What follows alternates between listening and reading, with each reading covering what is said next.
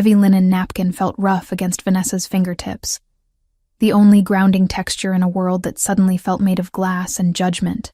She smoothed the fabric over her lap for the 10th time, trying to pull it lower, trying to cover the way her thighs spread against the velvet seat of the booth. The burgundy dress she wore, a garment Jessica had practically forced onto her, felt like a second skin that was slowly tightening. It was a beautiful color, deep and rich like old wine, but the cut was unforgiving. It clung to the curve of her hips and the soft swell of her stomach, leaving nothing to the imagination. Vanessa took a sip of water, her hand trembling slightly. She checked the antique clock on the wall of Le Magnifique. 20 minutes past 8. He was late. Or more likely, he wasn't coming at all. Why had she agreed to this? Desperation, she reminded herself. Pure, unadulterated desperation. The Sweet Haven bakery, the legacy her grandmother had left her, was drowning in red ink. The ovens needed repairs. The rent had hiked up by 15%, and the suppliers were demanding payments she simply didn't have. When Jessica had called, practically breathless with excitement about a business associate of her husband, who was looking for a companion and was known to be generous, Vanessa had hesitated. But then the final notice from the bank had arrived in the morning mail, printed on that stark, terrifying pink paper. Just dinner, Ness, Jessica had promised. He's serious, old-fashioned. He just needs a date for some events. You're pretty, you're smart, and you need a break. A break. Vanessa looked around the restaurant. It was the kind of place where the silence was heavy, broken only by the clinking of silver against china and the hushed whispers of people who had never worried about an overdraft fee in their lives. The chandeliers overhead cast a warm, golden glow that should have been flattering, but to Vanessa, it felt like a spotlight examining her flaws. She felt too big for the delicate chair, too loud in her burgundy dress, too poor for the air she was breathing. She looked at the empty chair opposite her. It mocked her. It was a testament to her foolishness. Men like the one Jessica described, wealthy, powerful, connected, didn't show up for women like Vanessa Collins. They wanted stick-thin models who picked at salads, not a 26-year-old baker who smelled like vanilla and yeast and carried the weight of her stress on her hips. "Is the gentleman joining you soon, madame?" the waiter asked. He had appeared silently, his face a mask of polite boredom. I'm sure he'll be here shortly," Vanessa lied, her voice sounding thin to her own ears. "Traffic, probably." The waiter gave a curt nod, his gaze flickering over her dress with a microscopic hint of disdain, before he turned and glided away. Vanessa felt her face heat up. She wanted to leave. She wanted to run back to the safety of her kitchen, put on her flour-dusted apron, and knead dough until her arms ached and her mind went quiet. Then she saw him. Not her date. Him. Brandon. Her stomach dropped. A physical sensation of nausea that had nothing to do with hunger. He was standing near the host stand, arguing with the maitre d'. He looked terrible. His jacket was ill-fitting and shiny at the elbows, his hair a mess of grease, and even from across the room, Vanessa could imagine the smell of stale cigarette smoke and cheap beer that clung to him. He shouldn't be here. Brandon couldn't afford a glass of water in a place like this, let alone a meal. He was supposed to be in Atlantic City, or so he had claimed the last time he called to beg for money she didn't have. Vanessa tried to shrink into the booth, praying the dim lighting would hide her. She turned her head, pretending to study the wine list, her heart hammering a frantic rhythm against her ribs. Please don't see me. Please just leave. But luck had abandoned Vanessa a long time ago. "Well, look at this," a voice sneered, close and grating. Vanessa froze. She looked up slowly. Brandon was standing right there, his hands shoved into the pockets of his worn trousers, a smirk twisting his thin lips. He looked older than his 28 years, worn down by bad choices and spite. "Hello, Brandon," she said, her voice steady despite the trembling in her hands beneath the table. "What are you doing here?" "Business," he said vaguely, his eyes darting around the room before landing back on her. He laughed, a short, sharp sound that drew glances from the nearby tables. "But the real question is, what are you doing here, Nessie? Did you win the lottery? Or are you washing dishes in the back? I'm waiting for someone." she said, lifting her chin. She refused to let him see how small he made her feel. She refused to let him know that the mere sight of him brought back memories of shouting matches, broken plates, and the constant eroding criticism that had taken her years to rebuild from. Brandon looked at the empty chair opposite her.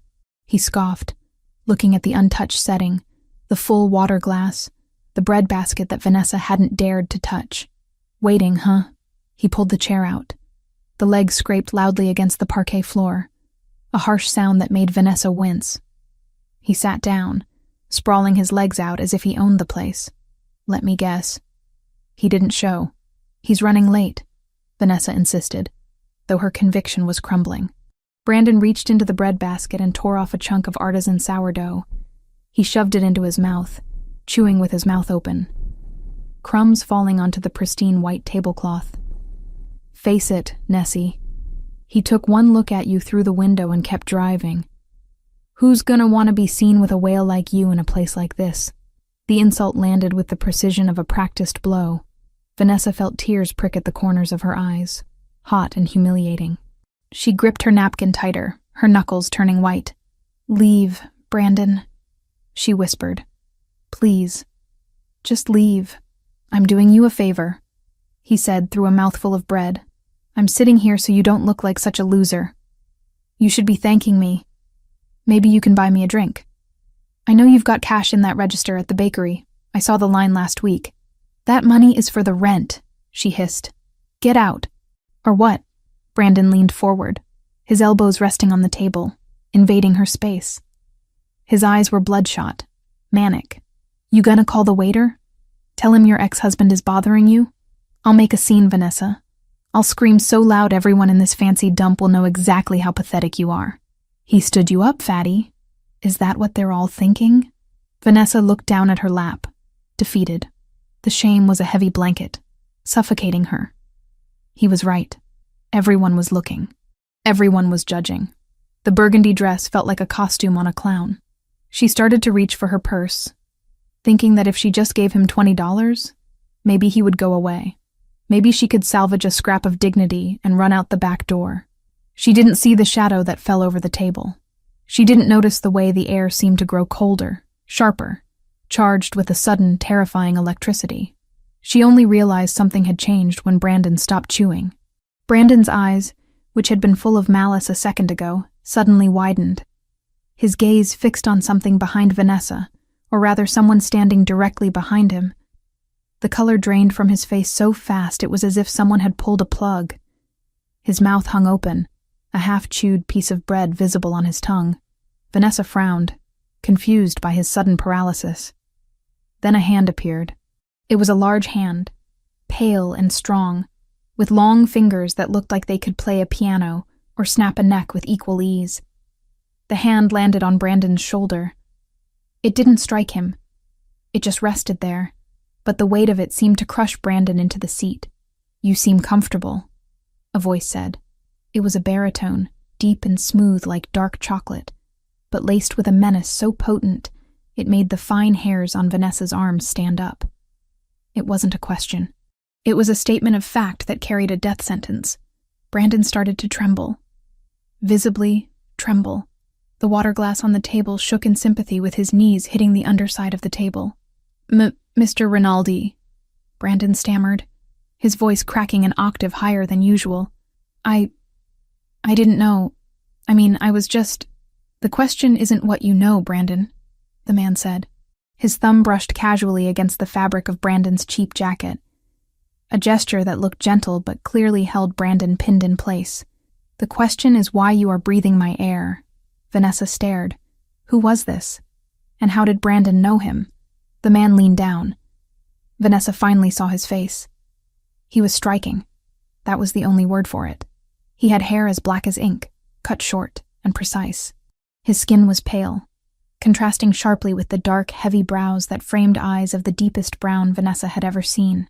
They were intelligent eyes. Predator's eyes, devoid of mercy, but filled with a terrifying calm. He wore a black suit that fit him so perfectly it looked like it had been sculpted onto his broad shoulders. He brought his face close to Brandon's ear, but his eyes locked onto Vanessa's. He didn't blink. "You're in my seat," he said. The words were spoken softly, almost a whisper, but they carried the force of a thunderclap. Brandon scrambled. He moved with the desperate, flailing energy of a trapped animal. He pushed the chair back so hard it nearly tipped over, stumbling to his feet. "I'm going! I'm going!" Brandon squeaked, backing away, his hands raised in surrender. "I didn't touch her. I swear, Mr. Rinaldi. I was just leaving." "Run!" the man said. One word. Brandon didn't need to be told twice. He turned and sprinted towards the exit, knocking into a waiter carrying a tray of drinks, not even stopping to apologize as glasses shattered on the floor. He burst through the front doors and vanished into the night. Silence descended on the table. Vanessa sat frozen, her heart racing so fast she thought she might pass out. She looked at the man standing there. The staff of the restaurant, who had previously been so haughty, were now averting their eyes, busying themselves with tasks, terrified of intervening. The man straightened his jacket, brushed an invisible speck of dust from his sleeve, and then calmly pulled out the chair Brandon had vacated. He sat down with a fluid, controlled grace. He looked at Vanessa. For the first time, she saw him fully. He was terrifyingly handsome, but the emphasis was on terrifying. He occupied the space with an authority that made the restaurant feel small. "Vanessa Collins," he said. It wasn't a question. He knew who she was. "Yes," she breathed. "And you are?" "Silvio Rinaldi." Vanessa felt the blood drain from her face. Rinaldi. The name was whispered in Chicago. It was a name associated with construction, with unions, with shipping, and with a dozen other things that never made it into the official papers but ended up in police files that mysteriously disappeared. She was sitting across from the head of the Rinaldi crime family. I think there's been a mistake," Vanessa said, reaching for her purse again. "I should go." "Sit," Silvio said. It wasn't shouted. It was a command delivered with absolute assurance that it would be obeyed. Vanessa stopped. Her body reacted before her mind did, settling back into the booth. Silvio raised a single finger. Instantly, the snooty waiter from before materialized at the table, looking pale and sweating slightly. "Mr. Rinaldi," the waiter said, his voice trembling. "An honor. We didn't expect—" "Menu," Silvio interrupted. "And the wine list. The Barolo. The 98. Immediately, sir." The waiter practically bowed and scrambled away. Silvio turned his dark gaze back to Vanessa. He studied her. He didn't look at her the way Brandon did, searching for flaws to pick at. He looked at her like he was appraising a building he intended to buy, checking the foundation, the structure, the value. His eyes swept over her face, down to her throat, over the curve of her bust in the burgundy dress, and then back to her eyes. Vanessa felt exposed, but strangely, not ashamed. His gaze was heavy, physical. "You look terrified," he observed. "You just threatened a man out of the building," Vanessa pointed out, surprised by her own boldness. "And everyone in here looks like they're afraid to breathe too loud near you. Brandon owed me money. Gambling debts. He is a leech," Silvio said dismissively, as if Brandon were an insect he had removed from a picnic. But he was right about one thing. Vanessa stiffened, bracing herself. Here it comes. The wait comment, the insult. "He shouldn't have been sitting there," Silvio continued, his voice dropping an octave, becoming intimate and gravelly. He lacked the capacity to appreciate the view. Vanessa blinked. "Excuse me?" "The dress," Silvio said, gesturing vaguely with his hand. "Burgundy. It suits you. Most women wear black to hide. You wear color like a challenge. I like it." Vanessa was speechless. She opened her mouth to respond, but the waiter returned with the wine and 2 large menus. Silvio waved the menus away. "Bring the antipasto platter, the large one. Then the osso buco for me, and for the lady." He looked at her. "Do you like truffle pasta?" Yes, but—" "The truffle tagliatelle, and the sea base, and the risotto. Bring it all," Silvio ordered. "All of it, sir?" the waiter asked, eyes widening. Did I stutter? Silvio's voice remained calm, but the threat was there, sharp as a razor. "No, sir. Right away." When they were alone again, Vanessa found her voice. "Mr. Rinaldi, I can't eat all that, and I can't pay for it. The bakery. I'm not asking you to pay, Vanessa, he said, pouring the wine into her glass himself. The red liquid swirled, dark and rich. And I'm not asking you to eat it all alone. I enjoy a woman who eats. It shows vitality, appetite. He took a sip of his wine, watching her over the rim of the glass.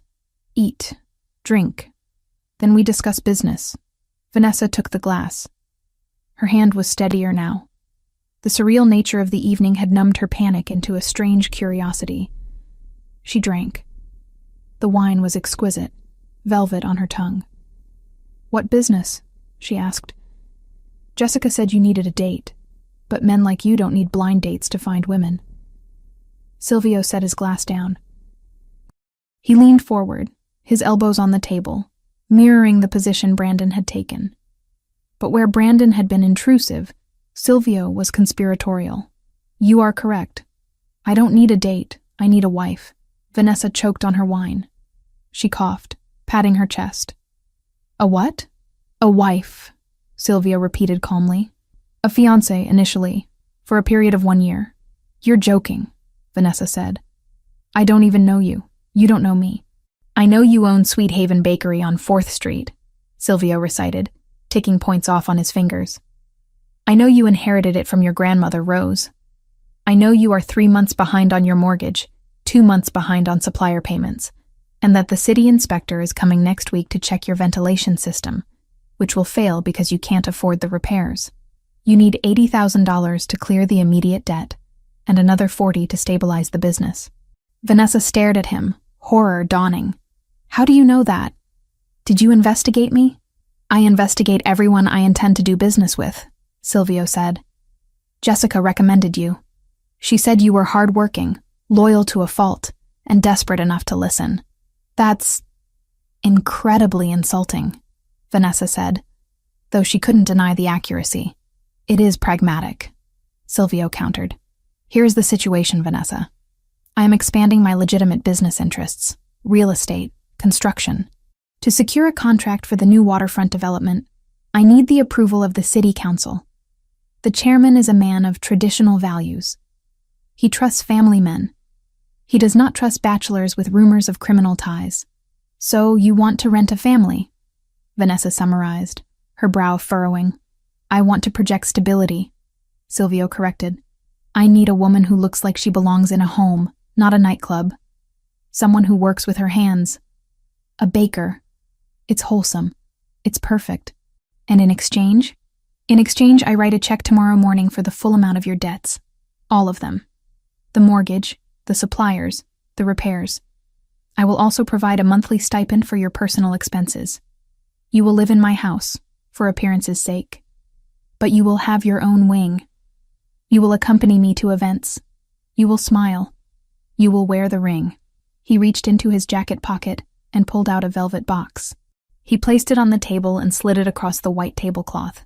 Vanessa looked at the box. It sat there like a bomb. And after the year is up? She asked. We divorce amicably. You keep the bakery, free and clear. You keep the stipend money you saved. We go our separate ways. And if I say no? Silvio leaned back. Then you finish your wine, I pay for dinner, and you go home. Next week, the inspector shuts down your bakery. The bank forecloses the month after. You lose your grandmother's legacy. He didn't say it with malice. He was just stating facts. It was a cold equation, and Silvio Rinaldi was a mathematician of power. The waiter arrived with the appetizers. Plates of cured meats, cheeses, olives, and warm focaccia filled the table. The smell was intoxicating. Vanessa's stomach roared, betraying her. She looked at the food. Then she looked at the velvet box. Then she looked at Silvio. He wasn't looking at the box. He was watching her face, his dark eyes reading every micro-expression. Why me? She asked softly. Really? There are thousands of women who would jump at this. Because when that piece of filth insulted you, Silvio said, his voice dropping to that dangerous, quiet register again. You didn't cry. You got angry. You told him to leave. You have a spine, Vanessa. I need a woman who can stand next to me and not crumble when the world gets loud and... Me, he paused, his gaze drifting over her shoulders, down to her arms. And I meant what I said about the dress. I have no interest in women who look like they might break if I hold them too tight. The air between them crackled. Vanessa felt a flush that had nothing to do with embarrassment, and everything to do with the raw masculine approval radiating from him. It was confusing. It was dangerous. But the alternative was losing Sweet Haven. The bakery was the only thing she had left of her grandmother. The only place she felt she belonged. Without it, she was just Vanessa, the divorced girl with the debt and the bad luck. She reached out and took the velvet box. The hinges snapped open. Inside, a diamond the size of a refined sugar cube glittered under the chandelier light. It was absurd. It was beautiful. "It's a business deal," Vanessa stated, needing to hear it aloud. "Strictly business. A contract," Silvio agreed. "I protect your bakery. You protect my image." Vanessa took a deep breath. She thought of the pink notice on her kitchen counter. She thought of Brandon's laughing face. She thought of the empty bakery she might never unlock again if she walked away. She picked up the ring. It was heavy. She slid it onto her finger. It fit perfectly. "You really ordered the risotto and the pasta?" she asked, her voice trembling slightly. Silvio's lips quirked. It wasn't quite a smile, but the corner of his mouth lifted. "And the sea base. We have a lot of planning to do, Tesoro. My treasure. You'll need the energy." "Don't call me that," she said, picking up a fork. "If this is business, use my name. Vanessa," he corrected, dipping a piece of focaccia into olive oil. "Eat. The food here is the only thing worth the prices." Vanessa took a bite of the cheese. It was sharp and creamy. She looked at the man across from her, the monster who had just terrified her ex-husband into fleeing the state, the savior who was buying her life for a year. She took another bite. For the first time in months, the crushing weight on her chest felt a little lighter. She was sitting in the devil's chair, eating his food, wearing his ring. "So," she said, cutting into a slice of prosciutto, "tell me about this city council chairman we need to fool." Silvio's eyes glinted with something that looked suspiciously like respect. He raised his glass. "His name is Patterson, and he is going to love you." Vanessa clinked her glass against his. The sound rang out clear and sharp, signaling the end of her old life and the beginning of something far more perilous. She didn't know yet that the danger wouldn't come from the man sitting across from her, but from the world he inhabited. For now, she just ate, and Silvio Rinaldi watched her with the patience of a wolf that had finally found its mate, even if neither of them admitted it yet. The waiter returned with the main courses, eyes widening as he found space for the steaming plates of risotto and the rich, dark osso buco. Vanessa felt self-conscious for a fleeting second as the plates piled up, but Silvio caught her eye. He didn't speak, but his gaze was an anchor. "You are in my seat," his eyes seemed to say, "and in my seat, you do as you please." She picked up her fork and dug into the risotto. It was creamy, rich with truffle oil. She moaned softly at the taste, closing her eyes for a second.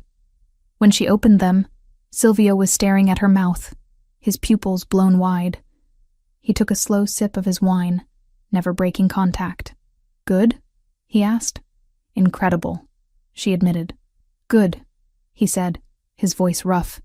"I intend to make sure you are satisfied, Vanessa. In all aspects of our agreement."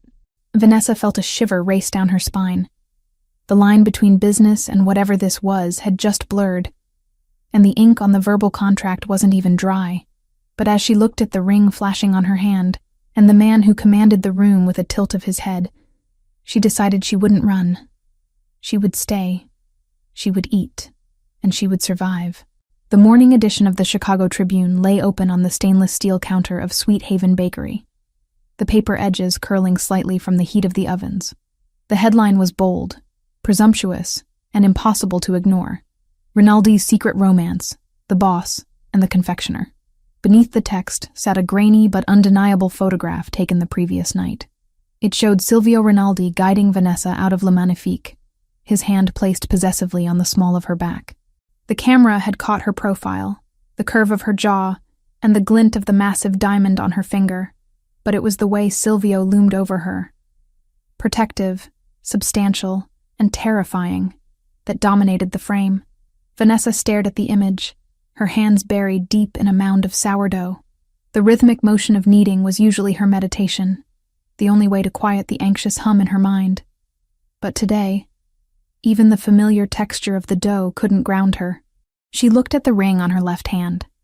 It was coated in a fine layer of white flour, dulling its brilliance, but the weight of it remained constant.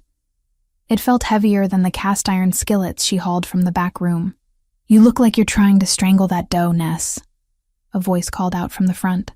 Vanessa looked up. Sarah, her assistant, and the only employee she hadn't had to let go during the financial drought, was leaning against the doorframe, eyeing the newspaper.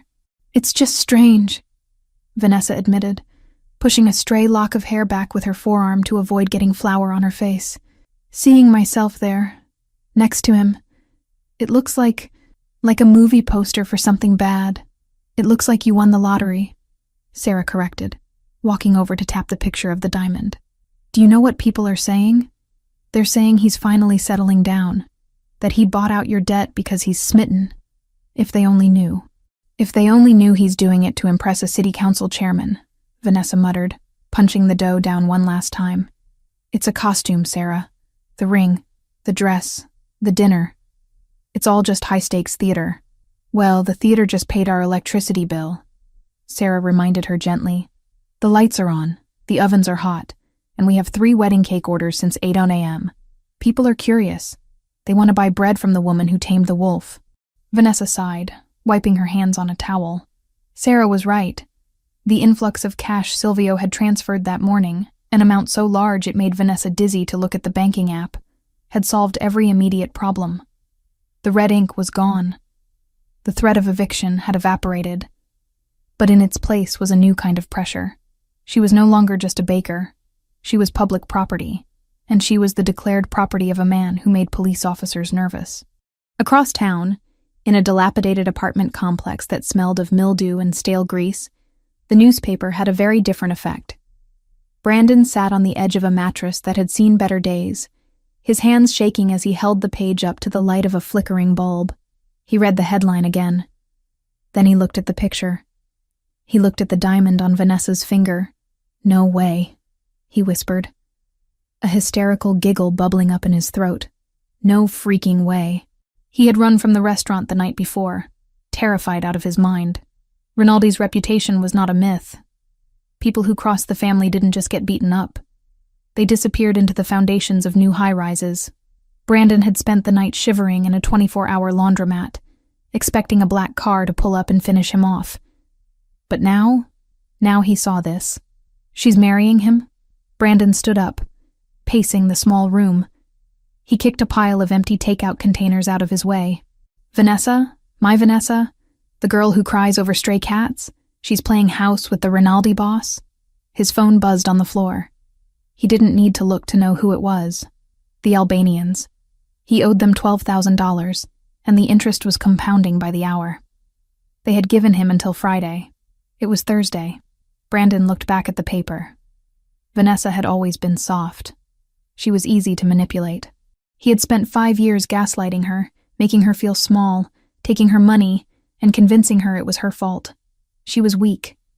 Even with Rinaldi in the picture, Brandon reasoned, she was still Vanessa. She was still the girl who couldn't say no to a sob story. And if she was marrying Rinaldi, she had access to cash. Real cash. "She owes me," Brandon muttered, his logic twisting into the deformed shape of an addict's justification. "I was her husband. I put up with her for years. She's sitting on a gold mine while I'm about to get my legs broken? That's not fair." He grabbed his jacket. It was thin and offered no protection against the Chicago winter, but the burning need in his gut kept him warm. He didn't need to rob a stranger. He just needed to go see his wife. Ex-wife. Whatever. She would pay. She always paid to make the noise stop. The bakery was quiet by 11 p.m. Sarah had gone home hours ago, urging Vanessa to do the same, but Vanessa had insisted on staying. The rhythmic work of the night shift was the only thing that felt normal. The rest of her life had spun off its axis. But here, in the kitchen, Things made sense. Flour. Water. Yeast. Heat. Predictable. Safe. She was finishing a tray of croissants, brushing them with egg wash, when the silence of the front room was shattered. It wasn't a knock. It was the distinct, sickening sound of tempered glass giving way under force. Vanessa froze. Her heart slammed against her ribs. She was in the back kitchen, separated from the front display area by swinging double doors. She reached for her phone, but her hands were covered in sticky dough. Nessie. The voice was slurred, familiar, and terrifying. I know you're in there. I saw the light. Brandon. Fear, cold and sharp, washed over her, but it was quickly followed by a surge of anger. This was her sanctuary. This was the place her grandmother had built. He had taken so much from her already, her confidence, her savings, her years, and now he was breaking into her haven. She wiped her hands frantically on her apron. Under the main prep table, installed just that morning by a team of silent men in gray coveralls, was a small red button. Silvio had pointed it out before he left her at the door. If you feel unsafe, he had said, press it. Do not hesitate. It bypasses the police and comes to me. Vanessa didn't hesitate. She slammed her palm against the button. It made no sound, gave no feedback, but she prayed it worked. The swinging doors flew open. Brandon stumbled into the kitchen. He looked manic. His eyes were wide and bloodshot, sweat beading on his forehead despite the freezing air drafting in from the broken window. He held a jagged piece of brick in one hand and a cheap switchblade in the other. Brandon, Vanessa said, her voice surprisingly steady. She backed up until her hips hit the heavy wooden work table. You need to leave. Now. Look at you. Brandon sneered, stepping closer. He waved the knife erratically, acting all high and mighty. I saw the paper, Vanessa. I saw the rock on your finger. You're rich now? You're sleeping with the devil and getting paid for it? I'm working, Vanessa said, her eyes tracking the knife. Go home, Brandon. I don't have a home, he screamed, the sound echoing off the tiled walls. Because I owe people money. And you're sitting here with diamonds while I'm sleeping on a mattress on the floor. Give me the ring. What? Give me the ring. Brandon lunged forward. I can pawn it. It'll pay off the Albanians and leave me enough to get out of town. You can get another one. Your new sugar daddy won't even notice. No, Vanessa said. She curled her left hand into a fist. Don't say no to me, Brandon shouted. He was close now. Too close. He smelled of cheap vodka and desperation. You don't get to say no. You're nothing without me. You're just a fat, pathetic baker who got lucky. Now give me the ring or I'll cut it off your finger. He reached for her. Vanessa didn't think. She didn't cower. She didn't cry. The memory of Silvio's words at dinner, "You have a spine, Vanessa," flashed through her mind. She grabbed the nearest thing at hand, a 5-pound bag of high-gluten flour that had been left open on the counter. As Brandon lunged, she swung the bag with all her strength. It connected with his chest and exploded upwards. A massive white cloud erupted in the kitchen, coating Brandon instantly. He gasped, inhaling the fine powder, and started to cough violently, blinding him. "You bitch!" he sputtered, rubbing his eyes. Vanessa didn't stop. She grabbed the heavy marble rolling pin from the table. As Brandon flailed blindly with the knife, slicing through the air, she swung the rolling pin low. It connected hard with his kneecap. Brandon howled, his leg buckling under him. He hit the floor, the knife skittering across the tiles. "Stay down!" Vanessa yelled, standing over him, the rolling pin raised like a club. She was breathing hard, her chest heaving. "Don't you dare get up!" "I'm gonna kill you," Brandon wheezed, trying to crawl towards the knife. "I swear to God, Vanessa." He never got the chance. The back door of the bakery, the heavy steel-reinforced security door, was ripped open with such force it slammed against the wall. 3 men poured into the room. They moved with a fluidity and speed that was terrifying to witness. They wore dark tactical gear, not suits. Rinaldi's private security. The first man reached Brandon before Vanessa could even blink. He didn't shout commands. He didn't hesitate. He simply kicked Brandon in the ribs, flipping him onto his back, and then dropped a knee onto Brandon's throat, pinning him to the floor. The second man kicked the knife into the corner, then stepped on it to keep it out of reach. His hand stayed near his concealed sidearm, but he didn't raise it. Brandon was already controlled. The third man, older, with a scar running through his eyebrow, moved directly to Vanessa. He didn't touch her, but he placed himself physically between her and the threat, effectively becoming a human shield. "Miss Collins," the older man said, his voice calm amidst the chaos. "Are you injured?" No," Vanessa stammered, lowering the rolling pin. Her adrenaline was starting to crash, and her hands began to shake. "I'm fine. He broke the window." "Secure him," the older man ordered the others. Brandon was dragged to his feet, zip-tied, and shoved against the refrigerator. He was coughing, covered in flour, looking like a ghostly, pathetic figure. He tried to speak, to beg, but the guard silenced him with a sharp look that promised violence. Sirens wailed in the distance, getting louder. "Police," the older man noted, checking his watch. "Right on schedule. Mr. Rinaldi prefers official documentation for trespassing and assault. It makes the restraining order permanent." "Silvio called the police?" Vanessa asked. "Mr. Rinaldi alerted everyone," the guard replied. Then, the front chimes of the bakery jingled, a delicate, cheerful sound that was entirely out of place. Silvio Rinaldi walked in through the front entrance, stepping over the shattered glass of the display window. He was wearing a charcoal wool coat over a black turtleneck, looking like he had stepped out of a magazine shoot rather than into a crime scene. He didn't look at the police lights flashing outside. He didn't look at his guards. He didn't even look at Brandon, who whimpered at the sight of him. Silvio walked straight into the kitchen, his eyes locking onto Vanessa. He scanned her with laser intensity, checking her hands, her face, her posture. He saw the flour on her apron, the rolling pin she was still gripping, and the defiance in her eyes. He stopped 2 feet in front of her. The kitchen felt suddenly smaller. "Did he touch you?" Silvio asked. His voice was low, terrifyingly devoid of emotion. It was the voice of a man deciding whether someone lived or died in the next 10 seconds. "No," Vanessa said. She finally set the rolling pin down. "He tried. I stopped him." Silvio looked past her, down at the floor where the flour bag had exploded, and then at Brandon, who was cowering against the fridge, white powder coating his cheap jacket. Silvio pieced together the scene instantly. He walked over to Brandon. The guard stepped back. Silvio leaned in close.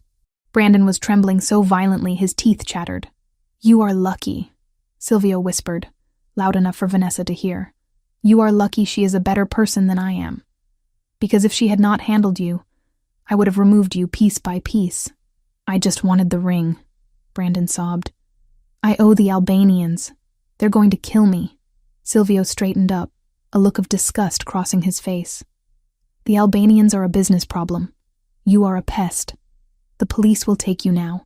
You will go to jail for breaking and entering, attempted robbery, and assault.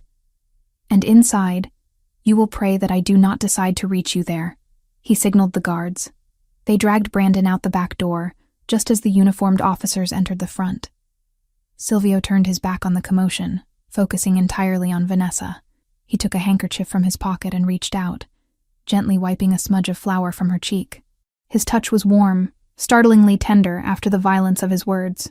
"This is unacceptable," he stated. "I handled it," Vanessa said, trying to stop her knees from shaking. "I used the button. It worked. The button was a contingency. The glass should have been reinforced. The perimeter was weak." Silvio looked angry, but Vanessa realized with a jolt that he wasn't angry at her. He was angry at himself. "I underestimated his desperation. That was a mistake. I do not make mistakes twice." "It's over, Silvio. He's going to jail." "He is a symptom," Silvio said dismissively. "The window is broken. Your security is compromised. You cannot stay here tonight. I have to prep the dough for tomorrow," Vanessa argued weakly. "I can't just leave. The bakery is a crime scene. The police will seal it for the night. My team will board up the window and have a contractor here at 6:00 a.m. to replace the glass with bulletproof laminate." He grabbed her hand, the one with the ring, and squeezed it gently. "You are coming with me." "With you?" To your house? To my home, where I have walls that do not break, and men who do not let ex-husbands walk through the front door. His tone brooked no argument. Pack a bag, Vanessa. Just the essentials. You are not sleeping here again. Vanessa looked around her kitchen. The flour on the floor, the broken glass, the remnants of violence violating her safe space. She realized he was right. She couldn't stay here. The illusion of safety she had built around her solitary life had been shattered along with the window. Okay, she whispered. Okay. 10 minutes later, she was sitting in the passenger seat of Silvio's car, a sleek black sedan that smelled of leather and sandalwood. Her overnight bag was in the back. The city lights blurred past as they sped toward the skyline. The car was quiet, insulated from the noise of Chicago. The engine purred with a low, powerful vibration that traveled through the soles of her feet. Vanessa looked at her hands. They were clean now, but she could still feel the phantom weight of the rolling pin. Silvio? He glanced at her briefly before returning his eyes to the road. His profile was sharp, illuminated by the passing streetlights. Yes? Thank you, she said. He frowned slightly. For what? I failed to prevent the intrusion. You had to defend yourself. For the alarm, she said firmly. She turned in her seat to look at him. And for coming. Brandon, he had a knife. He was crazy. If that button hadn't worked, or if your men hadn't been so close, I don't know what would have happened. Silvio's grip on the steering wheel tightened until his knuckles turned white. The leather creaked under the pressure. He had a knife, Silvio repeated, the words tasting like ash in his mouth. He hadn't seen the knife. It had been kicked away before he entered.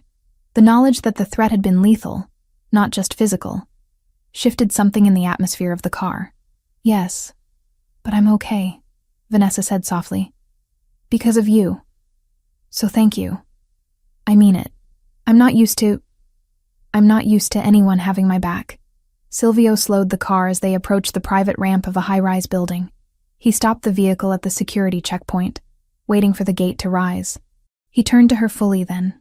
His dark eyes searched hers, looking for the lie, for the sarcasm, for the resentment he was used to seeing in people who owed him favors. He found none. He found only genuine, exhausted gratitude. She wasn't blaming him for the danger his world had brought to her door.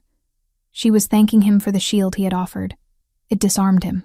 You fought back, he said, his voice quiet in the cabin. You blinded him and you broke his knee. I grew up with 3 brothers and a grandmother who didn't take excuses, Vanessa said with a tired smile. And I really love that bakery. I wasn't going to let him rob me. Silvio reached out. For a second, Vanessa thought he was going to touch her face again. Instead, he took her hand, lifting it to inspect the knuckles, checking for bruises she might have missed.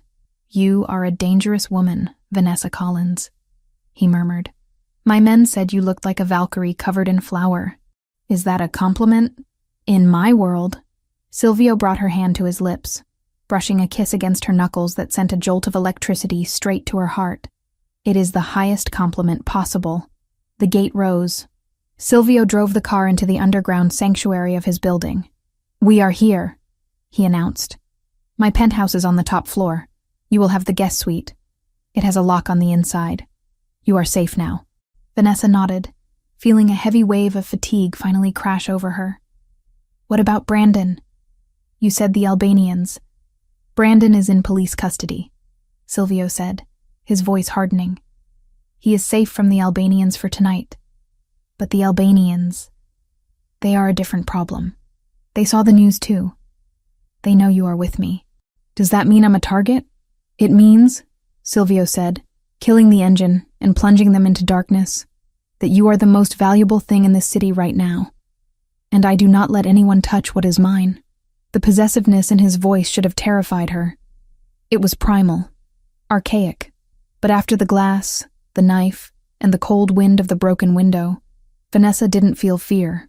She felt, for the first time in her life, completely and utterly protected. She opened the door. Then lead the way, Silvio.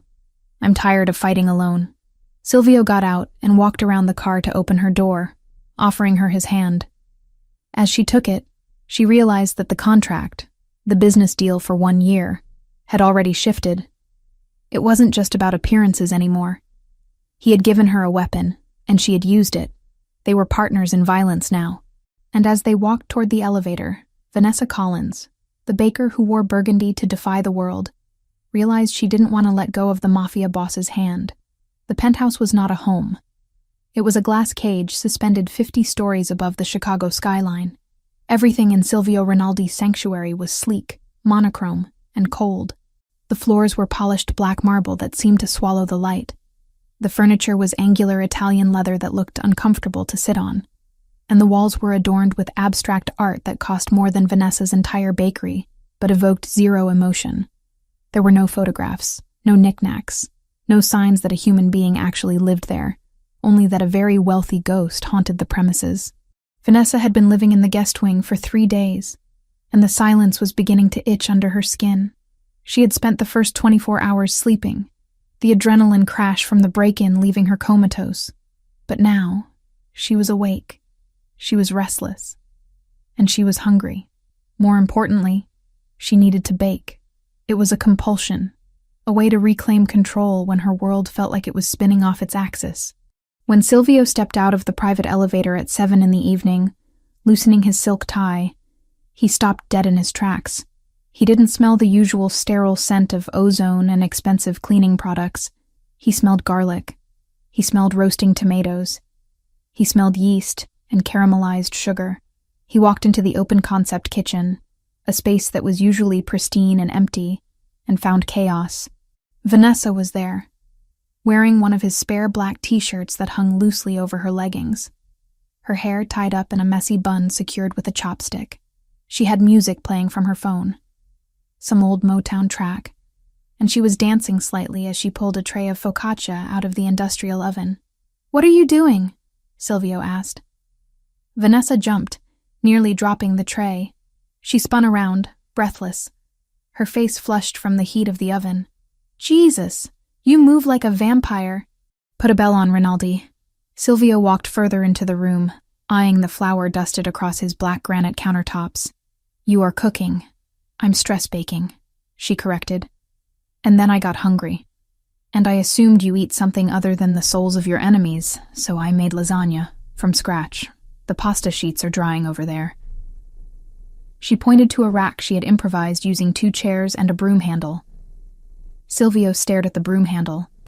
"You have improvised drying racks in a kitchen that cost $500,000. Well, your kitchen has 42 different knives, but not a single pasta dryer. It's a disgrace," she retorted, turning back to the focaccia and brushing it with olive oil and rosemary. "Dinner is in 20 minutes. Go wash up. You look like you've had a day." Silvio didn't move. He watched her. He was used to coming home to silence, or to a housekeeper who made herself invisible. He wasn't used to life. Vibrant, messy, loud life. "I usually order in," he said. "Not tonight," Vanessa stated firmly. "Sit, eat. Consider it part of the Happy Domestic Fiancé performance review." 20 minutes later, Silvio Rinaldi, the boss who controlled the unions and the shipping docks, was sitting at his kitchen island, eating lasagna that burned his tongue and tasted like comfort. He ate silently, methodically, but with a growing intensity. Vanessa sat across from him, tearing into a piece of focaccia. She didn't pick at her food. She ate with genuine pleasure, closing her eyes as she chewed. "You're staring," she said without opening her eyes. "I have never seen a woman eat with such lack of inhibition," Silvio admitted. "Most women I dine with push the food around the plate." "Life's too short for salad without dressing, Silvio," she said, wiping a smudge of tomato sauce from her lip.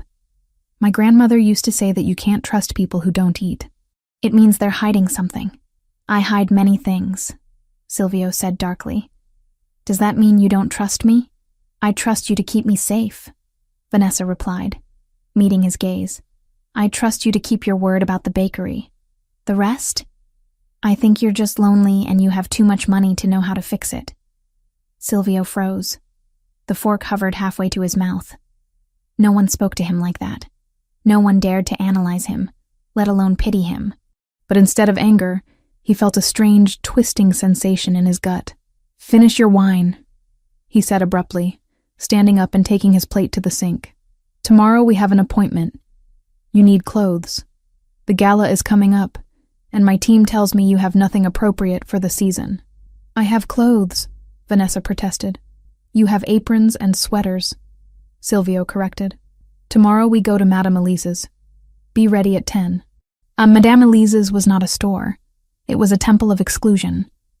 Located on the Magnificent Mile, it had no price tags, no sale racks, and a security guard who looked like he had served in special ops. The interior was all cream and gold, designed to make anyone who wasn't a size 0 feel large and intrusive. When Vanessa walked in, flanked by Silvio and 2 of his guards, the atmosphere in the boutique shifted instantly. The hush that fell over the room wasn't just respectful, it was terrified. Silvio didn't wait for a greeting.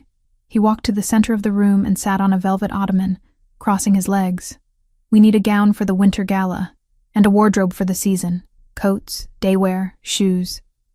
The manager, a thin woman with a pinched nose and a fake smile, hurried over. "Mr. Rinaldi, an honor, and this must be—" Her eyes slid over Vanessa, assessing her size with a microscopic sneer that Vanessa was intimately familiar with. "The lucky lady. Vanessa," Vanessa said, extending her hand. The woman touched it briefly, as if afraid she might catch something. "Of course. If you'll follow me, Miss Vanessa. We have a lovely selection of wraps and shawls in the back room." "I don't need a shawl," Vanessa said. "I need a dress." "Well, naturally," the woman twittered nervously. "But given your figure, we find that looser cuts, perhaps something in a nice matte black with a heavy drape, are most flattering." To minimize the silhouette, Vanessa felt the familiar sting of shame. It was the same everywhere. Hide, cover up, minimize. She looked at the racks of tiny, delicate gowns and felt like a bull in a china shop. "I don't want to minimize," Vanessa started to say. But Silvio's voice cut through the air like a whip crack. "Stop." The single word silenced the room. Silvio stood up slowly. He walked over to the manager, towering over her. "Did I ask you to hide her?" he asked softly. I beg your pardon, sir?" the manager stammered. "I asked if I hired you to camouflage my fiancé like a piece of defective furniture," Silvio clarified, his voice dropping to a dangerous register. "Because I was under the impression I came here to dress her, not to bury her in fabric. I was only suggesting for her body type. Her body type is perfect," Silvio stated. He turned to Vanessa. "Take off your coat." Vanessa hesitated, then shed her winter coat. She was wearing a simple wrap dress that clung to her curves. She felt exposed under the bright lights. But Silvio's gaze wasn't critical. It was possessive. "Look at her," Silvio commanded the manager. "She has a waist. She has hips. She is a woman, not a coat hanger. If you bring me a shapeless sack, I will buy this building and turn it into a parking lot. Do you understand?" "Yes, Mr. Rinaldi." "Perfectly." The woman was pale. "Bring me color," Silvio ordered. "Jewel tones, silk, velvet, something that screams." For the next 2 hours, the boutique became a flurry of activity. Assistants ran back and forth with armfuls of fabric. Vanessa tried on emerald greens, sapphire blues, and deep rubies, but it was the purple dress that stopped the room.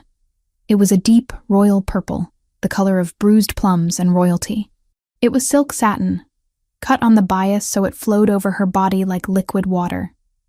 It had a plunging neckline and a slit that went up to her thigh, exposing her leg. It was tight, unapologetically tight, hugging her bust, her stomach, her hips. Vanessa stepped out of the fitting room and stood in front of the 3-way mirror. She held her breath. She looked powerful. She didn't look thin. She looked substantial. She looked like a queen. She turned to Silvio. He wasn't looking at the dress. He was looking at her face, then slowly, agonizingly slowly, dragging his gaze down her body. His pupils were blown wide, swallowing the brown of his irises. "Turn around," he whispered. Vanessa turned. The back of the dress dipped low, exposing her spine. "That one," Silvio said hoarsely.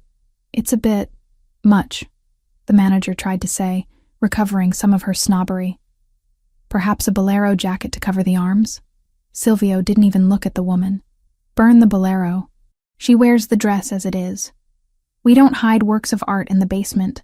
He stood up and walked over to Vanessa. He stood behind her, his dark suit contrasting with the vibrant purple. He met her eyes in the mirror.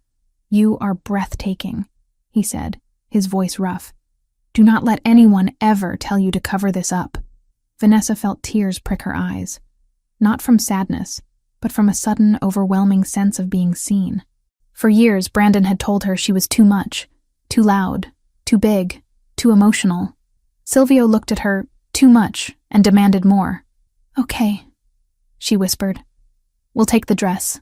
We will take everything," Silvio corrected. "And the manager is fired. I don't like her attitude." As they left the store, leaving a weeping manager and a beaming assistant who had just been promoted, Vanessa slipped her hand into Silvio's. He squeezed it instantly, his grip firm and grounding. The bubble of domestic safety and luxury burst 2 days later. It was a Tuesday afternoon. Vanessa was in the penthouse library, trying to organize the bakery's accounts on her laptop, when her phone rang. It was Sarah. "Ness?" Sarah's voice was high, pitched with panic. "Ness, you need to come, or send someone. It's bad." Vanessa's blood ran cold. "What happened? Is everyone okay?" "We're okay. The staff is okay. But it's the warehouse, the supply depot on 5th. Ness, it's gone." "Gone? What do you mean gone?" "Fire," Sarah sobbed. "Someone firebombed the delivery truck while it was parked in the bay. The fire spread to the flour storage. The sprinklers went off, but the water damage destroyed what the fire didn't. We lost everything. The wedding orders, the special imports, the new packaging. It's all ruined." Vanessa didn't scream. She didn't cry. She went numb. That warehouse held $50,000 worth of inventory. It was the backbone of her business. She hung up the phone and walked out to the living room where Silvio was having a meeting with his underboss, a man named Marco. "They burned the warehouse," she said. Her voice was flat, devoid of inflection. Silvio stopped mid-sentence. He looked up, seeing her face. He stood up immediately, waving Marco away. Marco gathered his files and vanished. "Who?" Silvio asked, crossing the room to her. Sarah said it was a firebomb. "The truck. The flour. It's the Albanians, isn't it?" She looked up at him. "They couldn't get to me, so they went after the business." Silvio's jaw tightened. A muscle feathered in his cheek. He looked ready to destroy something. "Vanessa, was Jerry inside?" she asked suddenly. Silvio blinked, confused. "Who?" "Jerry, the driver. He usually naps in the cab between shifts on Tuesdays." "Was he inside the truck?" Silvio pulled out his phone, dialed a number, and spoke rapid-fire Italian. He listened, his eyes never leaving Vanessa's face. He hung up. "The truck was empty," Silvio said. "No casualties. The staff got out. It was purely property damage." Vanessa let out a breath she had been holding, her shoulders sagging. She covered her face with her hands. "Thank God. Thank God." Silvio watched her, stunned. "You just lost your inventory. Your livelihood is compromised. And you are asking about the driver. Inventory is just flour and sugar, Silvio," she said, dropping her hands. "I can buy more flour. I can't replace Jerry. He has 3 kids. I will kill them," Silvio said. The words were simple, factual. "I will burn their operations to the ground." "No," Vanessa said. She stepped closer to him. "You won't just kill them. You'll handle it. But right now, I need to know. Does your insurance cover arson?" "My insurance covers everything," Silvio said intensely. "I own the insurance company. Vanessa, I will write a check today. You will not lose a single dollar. I will triple the inventory. I will buy you a fleet of trucks." "I don't want a fleet," she said. "I just want to know that this ends. I can't have people getting hurt because of me, because of this ring." "It ends," Silvio vowed. He reached out and cupped her face. His hands were large, warm and trembling slightly with suppressed rage. "I swear to you, Vanessa, this was their last mistake. They touched what provides for you. That is an act of war. He expected her to pull away. He expected her to scream that this was his fault, that his world was toxic. Instead, Vanessa leaned into his touch. She rested her cheek against his palm, closing her eyes. "Okay," she whispered. "I believe you. Just hold me for a minute. Please?" The vulnerability in her voice shattered his restraint. He pulled her against his chest, wrapping his arms around her so tightly it was almost painful. She buried her face in the crook of his neck, inhaling the scent of sandalwood and expensive tobacco. She didn't cry. She just drew strength from him, solid and unmoving as a mountain. "I've got you," he murmured into her hair. "I've got you." That night, the penthouse felt different. The air was charged, heavy with the unspoken violence of the day and the raw emotional intimacy that had followed. Silvio had spent the afternoon barking orders into his phone, organizing a retaliation that would be swift and silent. Vanessa had spent it coordinating with Sarah, reassuring her staff, and organizing temporary supplies from a friendly competitor. They had worked in parallel, a team operating in different trenches. Now, it was midnight. The city lights below were a carpet of diamonds. Vanessa stood by the floor-to-ceiling window in the living room, wearing a silk robe she had bought at the boutique. She was looking out at the darkness, thinking about the fire, about Brandon, about how her life had become a thriller novel. She heard Silvio enter. He didn't speak. He walked up behind her, close enough that she could feel the heat radiating from his body. But he didn't touch her. "You should sleep," he said softly. "I can't," she admitted. "My mind is racing. Every time I close my eyes, I see smoke." "I will make it stop," Silvio said. "The Albanians will be gone by morning." "It's not that." Vanessa turned around. The robe slipped slightly, revealing the curve of her shoulder. "It's just, I realized today that I'm not afraid of you. I should be. You're a dangerous man, Silvio. You talk about war like it's a business transaction. But when I heard about the fire, my first thought wasn't to run from you. It was to run to you." Silvio stared at her. His eyes were dark, unreadable pools. "You are running to a monster, Vanessa." "Maybe." She stepped closer. "But you're my monster. You protected me. You validated me. You stood up for me in that store when I couldn't stand up for myself. You ate my lasagna." A ghost of a smile touched his lips. "The lasagna was excellent." "I'm tired of being scared, Silvio," she whispered. "I'm tired of feeling like I take up too much space. With you, I feel like I fit." Silvio groaned, a low sound in his throat. He reached out and grabbed her waist, pulling her flush against him. The contact was electric. "You fit," he growled. "You fit perfectly. Do you have any idea how hard it is to keep my hands off you? To play the gentleman? I am not a gentleman, Vanessa." "I don't want a gentleman," she said, her hands moving up to grip the lapels of his shirt. "I want the man who told me not to hide." Silvio didn't wait. He crashed his mouth down on hers. The kiss wasn't tentative. It was acclaiming. It was hungry and desperate, and filled with all the words they hadn't said. Vanessa opened to him, her hands tangling in his short hair, pulling him closer. He tasted of scotch and desire. He swept her up into his arms, carrying her effortlessly. Vanessa wrapped her legs around his waist, burying her face in his neck. He carried her to the master bedroom, a room she had never entered. It was dark, dominated by a massive bed with black silk sheets.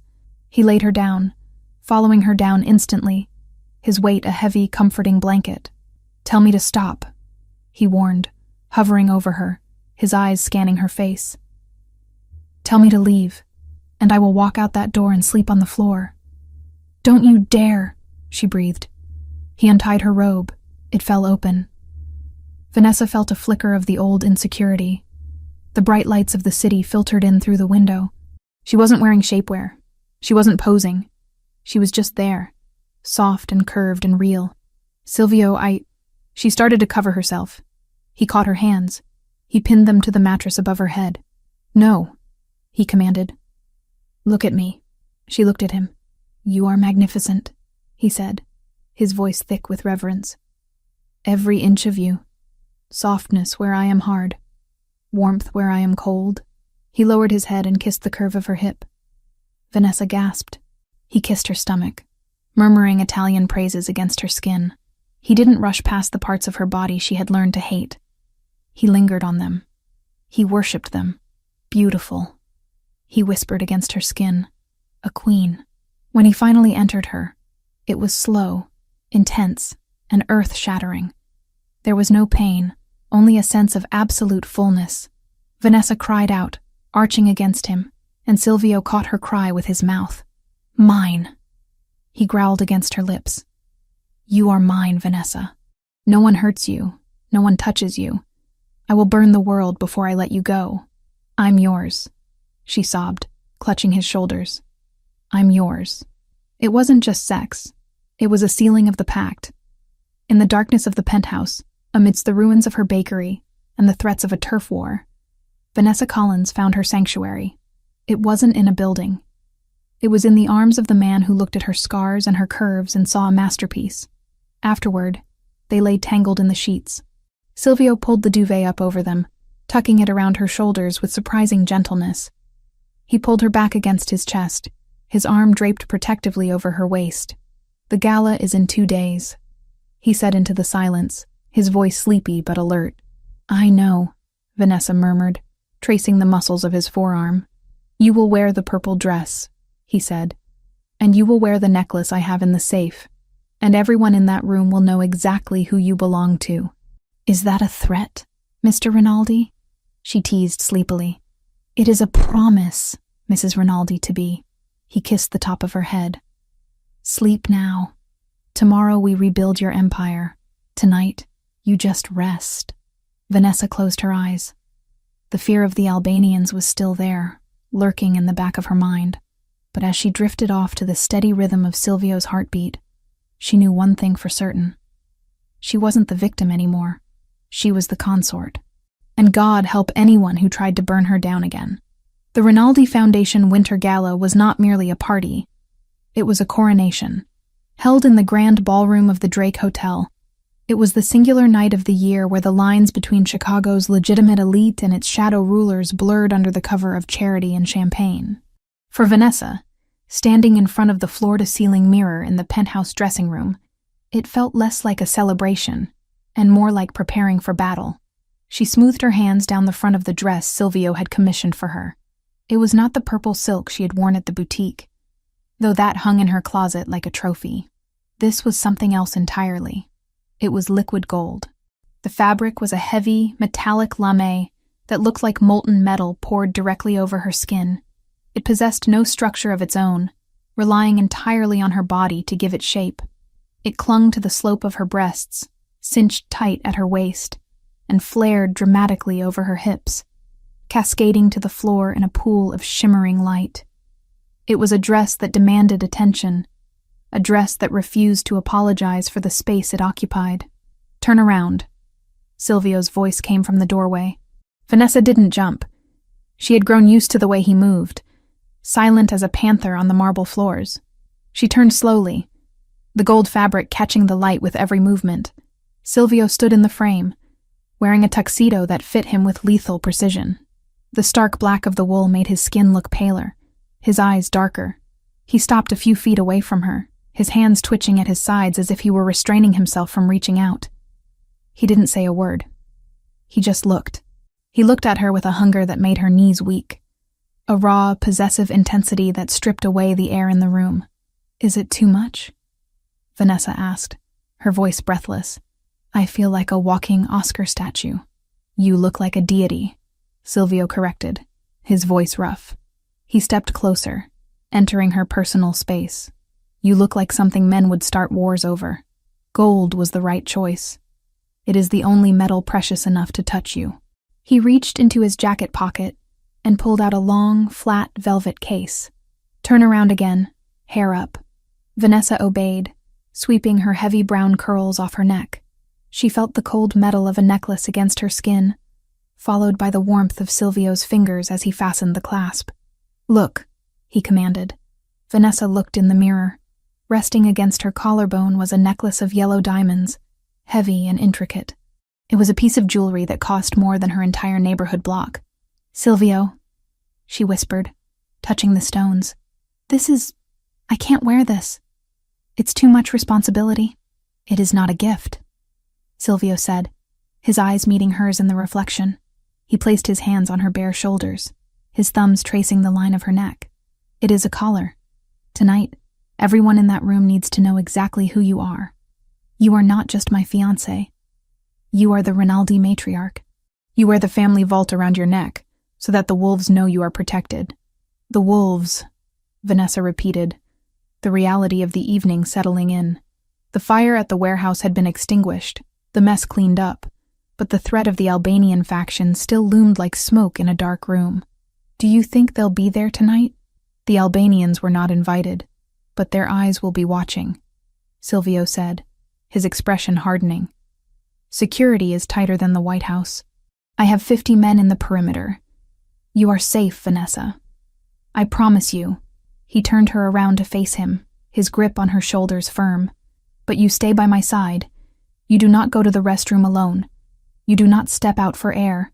If you need anything, you tell me." "Understood." "Understood." She nodded. He leaned down and kissed her, careful not to ruin her lipstick, but the press of his mouth was firm, a seal of ownership. "Then let us go. The city is waiting to meet its queen." The ballroom was a sea of black ties and designer gowns, a cacophony of polite laughter and clinking crystal. The air smelled of expensive lilies and old money. When Silvio and Vanessa appeared at the top of the grand staircase, the room didn't just go quiet. It halted. Vanessa felt the weight of 300 pairs of eyes landing on her. A month ago, she would have wanted to shrink, to fold herself into a corner and disappear. She would have tugged at her dress, worried about the roll of her stomach or the width of her arms. But tonight, she felt the heavy gold fabric hugging her like armor. She felt the weight of the diamonds at her throat. And most importantly, she felt Silvio's hand on the small of her back. A burning brand of support. They descended the stairs. Flashbulbs popped from the press pen near the entrance, blinding white explosions that captured the moment. "Smile," Silvio murmured in her ear. "They are terrified of us. Let them see we are untouchable." Vanessa smiled. It wasn't the polite, apologetic smile of the girl who served cookies. It was a sharp, confident curve of her lips that she had learned from him. As they reached the floor, the crowd parted. People who wouldn't have looked twice at Vanessa Collins, the baker, were now clamoring to shake the hand of Vanessa Collins, the future Mrs. Rinaldi. "Silvio, wonderful to see you." A portly man with a red face and a sash indicating he was a city official bustled over. This was Councilman Patterson, the target of their entire charade, and this must be the lady responsible for domesticating the tiger, Vanessa. Silvio introduced her, his voice smooth as silk. "My fiancé, the heart of my home." "A pleasure, Councilman," Vanessa said, extending her hand. "Silvio speaks highly of your work with the zoning committee." Patterson beamed, pumping her hand. "Charmed, truly charmed. I must say, Rinaldi, you've outdone yourself. A baker, salt of the earth. We need more traditional family values in this city, none of these flighty models you used to parade around. This is a woman of substance." "She is everything," Silvio agreed, his eyes not leaving Vanessa's face. The night blurred into a series of handshakes and shallow conversations. Vanessa played her part perfectly. She discussed the bakery, she laughed at bad jokes, she deflected questions about the wedding date with coy smiles. Throughout it all, Silvio remained a constant presence at her side. He was charming, attentive, the perfect doting fiancé, but Vanessa could feel the tension radiating off him. His eyes were constantly moving, scanning the perimeter, checking the exits, watching the waiters. "Vanessa!" The voice cut through the drone of the string quartet. Vanessa turned to see Jessica weaving through the crowd. Her friend looked pale in a silver-sheathed dress, her eyes wide and anxious. "Jess," Vanessa breathed, stepping away from a boring conversation about municipal bonds.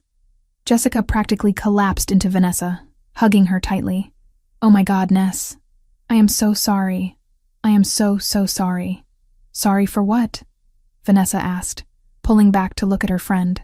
"For everything. For the fire. I saw the news about the warehouse." Jessica whispered frantically. I set you up with him because I thought you'd get some money and pay off the bank. I didn't think you'd get targeted by a mob war. If anything happens to you, I'll never forgive myself. Vanessa gripped Jessica's arms. Jess, breathe. I'm okay. Look at me. I'm fine. You're wearing a diamond necklace worth more than my life. Jessica hissed. That's not fine, Ness. That's hazard pay. You have to get out. Maybe we can call the FBI, maybe. I don't want to get out, Vanessa said. The words came out before she could filter them, honest and stark. Jessica froze. What? I love him, Vanessa admitted. It was the first time she had said it aloud to anyone other than herself. He's not what you think, Jess. He protects me. He sees me. The bakery is safe because of him. I'm safe because of him. He's a criminal, Vanessa. He's a man who burns down the world for me, Vanessa corrected. I'm staying, not because of the contract, because I choose him. Jessica stared at her, searching her face for signs of coercion. She must have found the truth in Vanessa's eyes, because her shoulders slumped. You really love him. Yeah, I really do. Then God help you, Jessica sighed, squeezing her hand. But you look incredible. That dress is a weapon, Ness. Silvio picked it out. Vanessa grinned. Just then, Silvio materialized at her side. Everything all right? He looked at Jessica with cool detachment. We're good, Vanessa said, linking her arm through his. Just catching up. Good. Councilman Patterson wants to make a toast. We need to be near the stage. They moved toward the front of the room. The crowd was dense here. Waiters with silver trays circulated, offering more champagne. The air was getting warm, stifling. Vanessa scanned the room, a habit she had picked up from Silvio in the last few days. She watched the faces in the crowd. The bored wives, the ambitious young men, the tired service staff. Her eyes landed on a waiter near the edge of the stage. He was thin, his uniform slightly too large for his frame. He was trembling, the champagne flutes on his tray rattling softly against each other. He looked sick, sweat beading on his forehead despite the air conditioning. Vanessa frowned. There was something familiar about the slope of his shoulders, the nervous tick of his head. He turned slightly. It was Brandon. Vanessa's breath hitched. How? How was he here? He was supposed to be in jail. Silvio had said the charges were sticky. Breaking and entering. Assault. He shouldn't be out on bail. Silvio, she whispered, her fingers digging into his bicep. Not now, Tesoro. My treasure, Silvio murmured, his attention focused on the stage where Patterson was tapping a microphone. The speech is starting. Silvio, look, she hissed urgently. The waiter, at 3:00. Silvio turned his head, his annoyance vanishing instantly as he followed her gaze. He saw Brandon. His body went rigid, not with surprise, but with instant calculation. His hand tightened around her waist, subtle as a warning. Eyes forward, he murmured. Stay at my side. Brandon wasn't looking at them. He was looking at the crowd, his eyes darting wildly. He looked terrified. He wasn't acting like an assassin. He was acting like a cornered animal. He took a step forward, shouting something incoherent. You think you're better than me? Brandon screamed, his voice cracking. He threw the tray of champagne onto the floor. The crash of breaking glass silenced the room instantly. You're all filth. You think money makes you clean? The crowd gasped and recoiled. Security guards began to move in from the perimeter, pushing through the confused guests. It's a distraction, Silvio said, his voice ice cold. He wasn't looking at Brandon anymore. He was scanning the room, scanning the balconies, scanning the shadows. He is the bait. Brandon continued to scream, flailing his arms, drawing every eye in the room toward him. Look at me. I'm talking to you. Silvio grabbed Vanessa's waist. Get down, now. But Vanessa didn't drop. Her eyes were frantically searching the darkness of the mezzanine level, the balcony that overlooked the ballroom. Why use a loud, unstable ex-husband unless you wanted everyone looking down and to the left? She saw it. A tiny, almost invisible glint of light from the velvet curtains on the balcony. And then, a small red dot. It danced across the black lapel of Silvio's tuxedo, settling directly over his heart. Time seemed to stretch and warp. The sound of Brandon screaming faded into a dull roar. The music had stopped. The only thing Vanessa could see was that red dot, the harbinger of death. Silvio was distracted, pushing her behind him, putting his body between her and Brandon, assuming the threat was the lunatic on the floor. He didn't see the laser. He was protecting her from the wrong direction. "Silvio!" she screamed. She didn't think about the dress. She didn't think about the diamonds. She didn't think about fear. She threw herself at him. She wasn't a small woman. She hit him with the full force of her weight, driving her shoulder into his chest. Silvio, caught off guard and unbalanced, toppled backward. They hit the marble floor hard, Vanessa landing on top of him. Crack. The sound wasn't like a gunshot in a movie. It was a sharp, percussive snap that sounded like a whip breaking the sound barrier. Something tore through the air where Silvio's chest had been a millisecond before. The bullet slammed into the heavy oak chair behind them, shattering the wood into splinters. The ballroom erupted into chaos. Screams tore through the air. People dropped to the floor, covering their heads. "Stay down!" Silvio roared. He flipped them over instantly, pinning Vanessa to the floor with his body. He covered her completely, shielding her head with his hand, his other hand reaching into his jacket for the gun he wasn't supposed to have but always carried. "Did they hit you?" he demanded, his face inches from hers. His eyes were wild, black holes of terror. "Vanessa, did they hit you?" "No," she gasped. The wind knocked out of her. "The balcony! It came from the balcony!" More shots rang out, but these were different. Rapid, controlled bursts. Rinaldi's security team was returning fire. Silvio didn't look up. He kept her pinned, his body a human barricade. He was murmuring a stream of curses in Italian, a prayer of violence. "Clear! The balcony is clear!" A voice shouted over the comms earpiece Silvio was wearing. "Secure the exits! No one leaves!" Silvio barked back. Slowly, the chaos subsided into the whimpering of terrified guests and the shouting of security teams. Silvio sat up, but he kept a hand on Vanessa's chest, keeping her down. He scanned her frantically. "Are you hurt?" "Tell me." "I'm okay," Vanessa said, trying to sit up. My arm stings." Silvio looked at her arm. The gold dress was ripped near the elbow. Blood was welling up, bright red against the metallic fabric, dripping onto the white marble floor. "You're shot," Silvio choked out, his face draining of all color. Vanessa looked at the wound. She saw a shard of crystal embedded in her skin. No, it's glass. From Brandon's tray. I landed on the glass. She reached to pull it out, but Silvio caught her hand. "Don't touch it. Do not touch it." He looked at the blood. Her blood. On the floor of his event. The transformation in him was terrifying.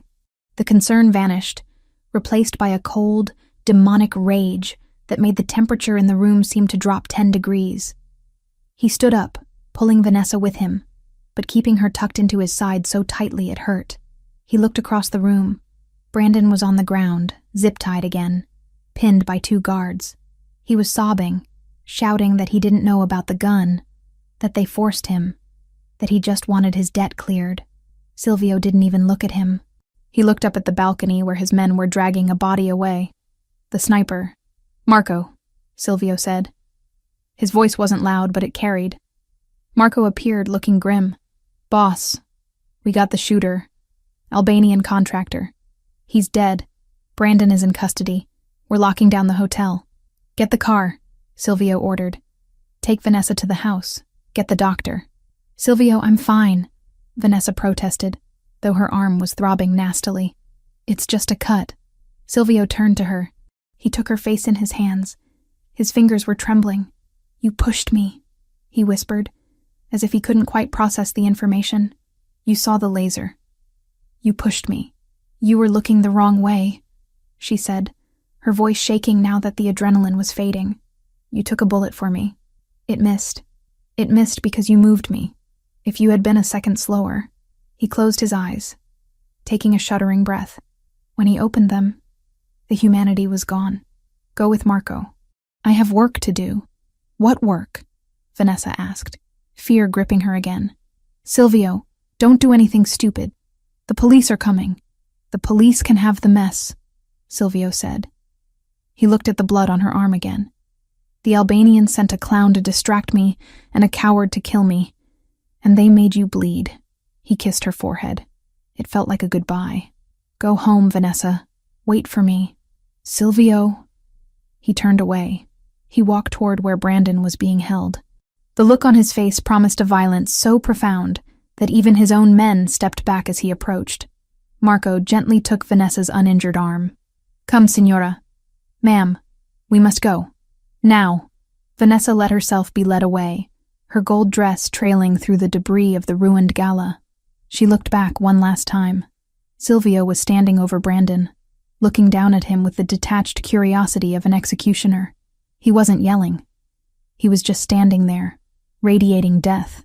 She realized then that the war wasn't coming. The war had just started, and she had fired the first shot by saving the king. As Marco ushered her out the side exit into the waiting armored SUV, Vanessa slumped against the leather seat. The pain in her arm was sharp, burning, but it was nothing compared to the cold dread settling in her stomach. She had saved him. She knew that. But looking at Silvio's face in those final moments, she wondered if she had saved the man she loved, or if she had just unleashed the monster he kept chained for her sake. The car sped off into the Chicago night. Vanessa touched the yellow diamonds around her neck. They felt heavy.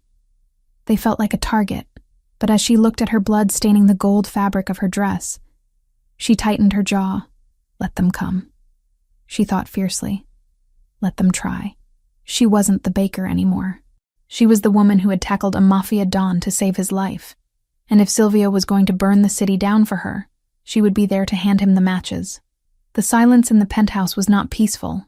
It was heavy, suffocating, and smelled of antiseptic and iron. The expansive living room, usually a monument to minimalist luxury, had been transformed into a makeshift trauma unit. Vanessa sat on the edge of the leather sofa, her gold lame dress, the armor that was supposed to make her invincible, ruined. The sleeve had been sheared away by surgical scissors, leaving jagged edges of metallic fabric hanging around her shoulder. Her arm was numb, deadened by a local anesthetic, but she could feel the tug and pull of the needle as Dr. Vanchetti, a man with graying hair and hands as steady as a stone, stitched the laceration closed. 3 inches lower and it would have severed the radial artery, the doctor murmured, his voice low, strictly professional. He tied off a knot with a swift, practiced motion. As it is, Mrs. Rinaldi, excuse me, Miss Collins, is lucky. It's a flesh wound, deep, but it will heal. The scarring should be minimal if treated continuously with vitamin E. Silvio did not speak. He was standing by the panoramic window, his back to the room, looking out at the city that had tried to kill the woman sitting on his sofa. He had not moved for 20 minutes. He had stripped off his tuxedo jacket, and his white dress shirt was rolled up to the elbows, the fabric stained with smears of Vanessa's blood. It was a stark, horrifying contrast to the pristine nature of the room. Done, Dr. Vanchetti announced, applying a sterile gauze pad and taping it down. He began to pack his instruments into a black leather bag. She needs rest, fluids, and no heavy lifting for 2 weeks. I'll leave a prescription for painkillers, but I suspect she's in shock. Monitor her breathing tonight. Leave us, Silvio said. He didn't turn around. The command was flat, devoid of politeness. Of course, Mr. Rinaldi. Call if there is bleeding. The doctor nodded to Vanessa, a look of pity in his eyes, and hastily retreated toward the elevator, escorted by Marco. When the elevator door slid shut, the silence returned, louder than before. Vanessa touched the bandage on her arm. The numbness was starting to fade, replaced by a dull, throbbing ache that pulsed in time with her heartbeat. She looked at Silvio's back. The muscles in his shoulders were coiled so tight they looked painful, straining against the fine cotton of his shirt. Silvio, she whispered. He flinched. Visibly flinched, as if her voice were another bullet. He turned around slowly, His face was a mask of cold, devastating fury, but Vanessa knew him well enough now to see the cracks. His eyes, usually so sharp and calculating, were hollow. He looked at her arm, then at the ruined dress, and finally at her face. He looked like a man surveying the wreckage of his own soul. "You are leaving," he stated. Vanessa blinked, confused by the sudden pivot. "What?" "The contract is void," Silvio said, walking toward the kitchen island where a decanter of whiskey sat. He poured a glass but didn't drink it. He just gripped the crystal tumbler until his knuckles turned white. "I have transferred the full agreed amount plus a severance bonus to your offshore account. The bakery is paid for. The deed is in your name. You have enough money to move to Europe, buy a villa in Tuscany, and never work another day in your life." "Silvio, stop," Vanessa said, trying to stand up. A wave of dizziness hit her, and she swayed. "Sit down," he roared, the sudden volume making her jump. He composed himself instantly, but his voice shook. "Sit down, Vanessa. Do not move." "I'm not going to Europe," she said, her voice trembling but stubborn. She sank back onto the sofa. "We have a deal. 1 year. The deal was protection." Silvio slammed the glass down on the counter. Ideally, it would have shattered, but the heavy crystal just made a dull, thudding sound that echoed like a gavel. "The deal was that I fix your life, and you fix my image. I did not hire you to bleed on my floor. I did not hire you to take a bullet meant for me. It wasn't a bullet," she argued weakly. "It was glass. It was an assassination attempt." He crossed the room in 3 long strides, stopping in front of her, towering over her. He looked terrified. "You pushed me. You saw the laser and you pushed me. Do you have any idea how stupid that was? You are a civilian. You are a baker. You run when bullets fly. You do not throw yourself in front of a man who deserves to die 1,000 times over." "I didn't think," Vanessa admitted, looking up at him. Tears pricked her eyes, not from pain, but from the overwhelming intensity of his fear. "I just saw the dot. I knew I couldn't let them hurt you." "Why?" he demanded, dropping to his knees in front of her. He didn't touch her. He kept his hands hovering, as if afraid he would break her further. "Why would you do that? For a bakery? For money?" "No," Vanessa whispered. She reached out with her good hand and touched his face. His skin was cold, his jaw rough with evening stubble. "You know why, Silvio? I told you at the gala. I didn't do it for the contract. I did it because I choose you. I choose the monster." Silvio closed his eyes, leaning his face into her palm. He let out a shuddering breath that sounded like a sob trapped in his chest. "You are a fool, a beautiful, reckless fool. I cannot protect you, Vanessa. I thought I could. I built this fortress. I hired the army, and still, they touched you. My arrogance almost got you killed. But I'm alive," she said firmly. "And you're alive. That's what matters. We're still here." He opened his eyes. The brown irises were almost black, swirling with a darkness she had never seen before. It wasn't fear anymore. It was resolution. "Yes," he said softly. "We are here, but they are still out there." He stood up, pulling away from her touch. The moment of vulnerability vanished, replaced by the icy armor of the boss. He walked to the hallway closet and pulled out a fresh black coat. He checked the magazine of his pistol, the metallic click-clack of the slide sounding obscene in the quiet room. "Where are you going?" Vanessa asked, panic rising in her chest. She pushed herself up, ignoring the dizziness. "Silvio, the police are all over the city. You can't go out there." "The police are busy processing the crime scene at the hotel," Silvio said calmly. He holstered the weapon. "And Brandon is in a holding cell at the precinct. But the Albanians are waiting to see if they succeeded." "Silvio, please," she begged, moving toward him. Her legs felt heavy. "Don't go. Stay here. Let the police handle it." "The police collect evidence, Vanessa. I collect debts." He stopped at the door and turned to her. His expression was unreadable, a mixture of love and lethal intent. "Marco is outside the door. He has orders to let no one in, not even God himself. You will take the pills the doctor left.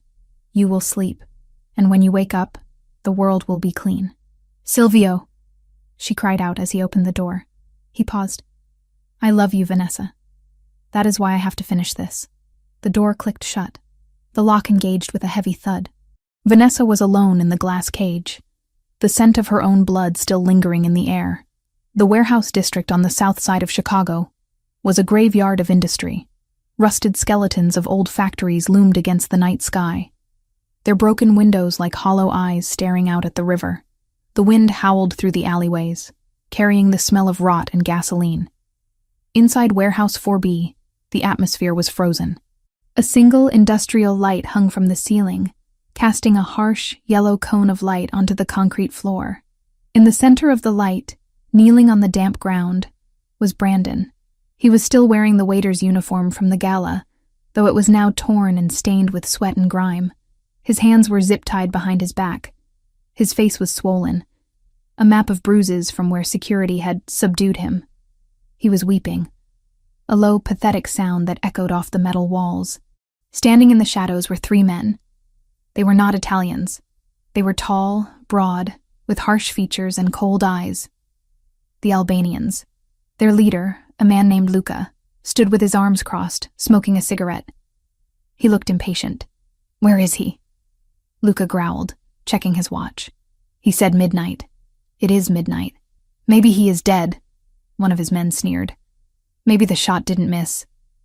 The shot missed. A voice echoed from the darkness of the main bay door. The Albanians spun around, hands going to their jackets. Silvio Rinaldi stepped into the light. He was alone.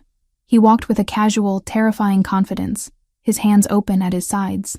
He didn't look like a man who had almost been assassinated 3 hours ago. He looked like a man who had come to inspect a property. Rinaldi, Luca said, relaxing slightly but keeping his hand near his holster. You have balls coming here alone. We heard you had a bad night. A messy night, Silvio corrected. He stopped 10 feet away from them, ignoring Brandon entirely. You broke the rules, Luca. We had a truce. Territory lines were drawn. Business changes. Luca shrugged, dropping his cigarette and crushing it under his boot. You were getting too strong. The construction contracts. The unions. You were squeezing us out. And then you marry the baker? We thought you had gone soft. Distracted. Distracted. Silvio repeated the word, tasting it. He looked at Brandon, who was looking up at him with desperate hope. Mr. Rinaldi, Brandon choked out. Tell them I did what they asked. I made the scene. I screamed. You promised. They promised if I did it, my debt was cleared. Silvio looked down at the man who had tormented Vanessa for years. The man who had called her fat, who had stolen her money, who had tried to rob her sanctuary. You see, Silvio said to Luca, his voice conversational. This is where I am confused. This man, he owes you money, correct? 12,000, Luca said, plus interest. And he offered to pay his debt by creating a distraction at my gala so your sniper could take a shot at me. He was eager to please, Luca smirked. He hates you. He said you stole his wife. He threw away his wife, Silvio corrected. I found her. Silvio took a step closer to Brandon. Brandon flinched, expecting a kick. I pulled some strings at the precinct, Silvio said to Brandon. I made sure the charges stuck. Every report, every signature, every photograph. Then my lawyers arranged your release just long enough for tonight. I needed you walking into my ballroom in a uniform, thinking you were clever. I brought you here. Thank you. Brandon sobbed, relief washing over his face. Oh, God, thank you. I knew you were reasonable. I'll leave town. I swear I'll never see her again. I know you won't, Silvio said. He turned back to Luca. Here's the deal. I am a businessman. I believe in paying debts. This man owes you money. He is yours. Take him. Do what you want with him. Consider his debt transferred. Brandon's eyes went wide. What? No, you can't. Luca laughed, a harsh barking sound. You brought him to us? As a gift? As a payment, Silvio said. For the bullet. You are a cold bastard, Rinaldi. Luca grinned, motioning for his men to grab Brandon. I like that. Maybe we can renegotiate the territory after all. You give us the docks. We forget this happened. Two Albanians grabbed Brandon by the arms. He screamed, thrashing against them. Silvio, please. She loves me. Vanessa loves me. She won't forgive you. Silvio didn't blink. She despises you. You are a ghost, Brandon. As the men dragged Brandon toward the back exit, Luca stepped forward, extending a hand. So, we are good? No more war? Silvio looked at the extended hand. Then he looked at Luca's eyes. You misunderstand, Silvio said softly. What? I gave you Brandon because he is trash, and trash belongs in the dump, Silvio said. He unbuttoned his coat. But you fired a weapon into a room where my wife was standing. You made her bleed.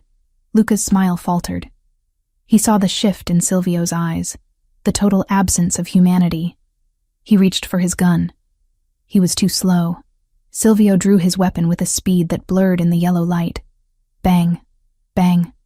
2 shots. Center mass. Luca crumpled backward, a look of shock frozen on his face. The 2 men holding Brandon dropped him and reached for their weapons. Silvio didn't seek cover. He walked forward, firing with rhythmic precision. Bang! The man on the left fell. Bang!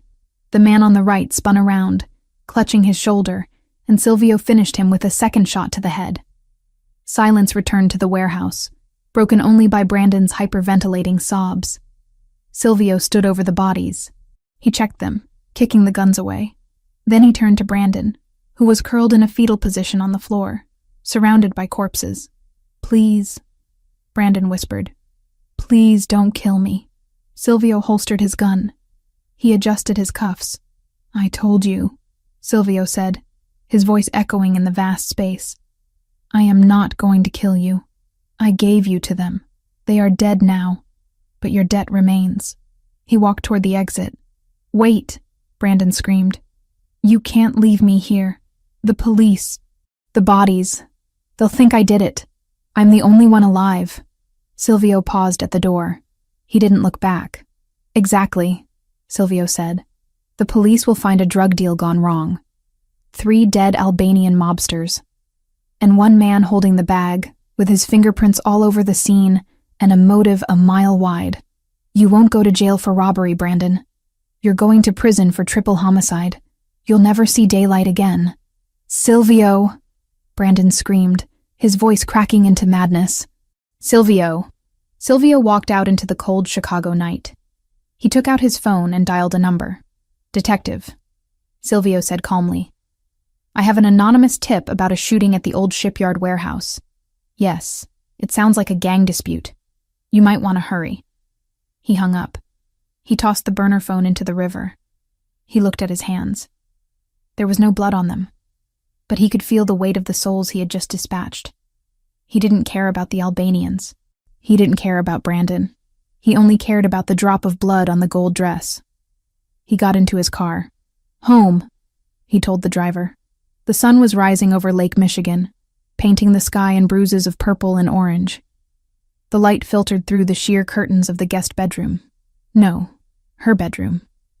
Vanessa woke up slowly. The first thing she felt was the throbbing in her arm. The second was a wave of nausea so potent it made the room spin. She bolted upright, ignoring the pain in her arm, and scrambled to the ensuite bathroom. She barely made it to the toilet before her stomach emptied itself.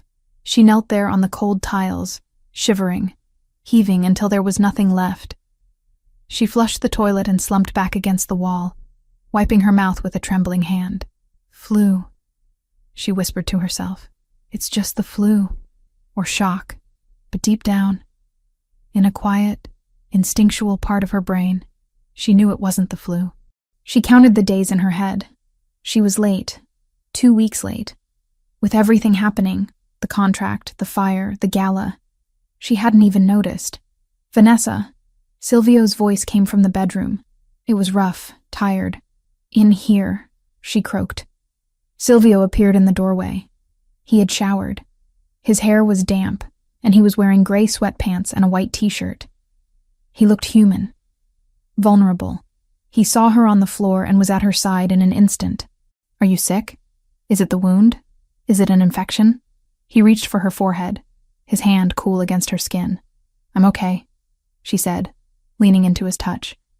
Just my stomach. Nerves, I think. Silvio helped her stand up. He led her back to the bed, tucking her in against the pillows. He sat on the edge of the mattress, taking her hand. The one with the ring. Is it done? Vanessa asked, searching his face. Silvio nodded. It is done.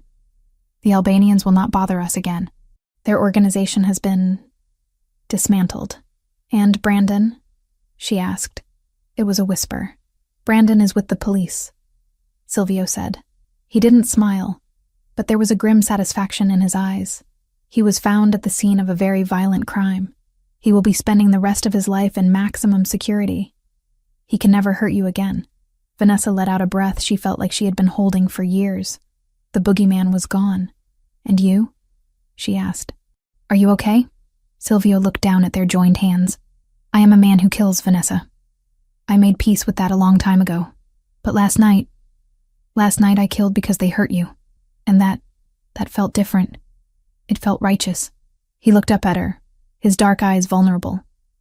Can you live with that?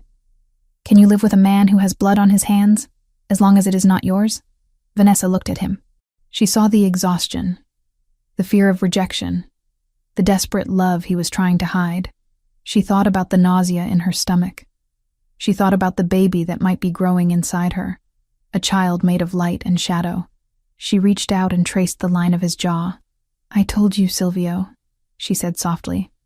I choose you, all of you, the suit and the gun, the gala and the warehouse. I'm not going anywhere. Silvio leaned forward and kissed her. It was gentle, chaste, a promise of peace after the war. Then sleep, he whispered. We have a life to build. And I have a feeling it is going to be a long one.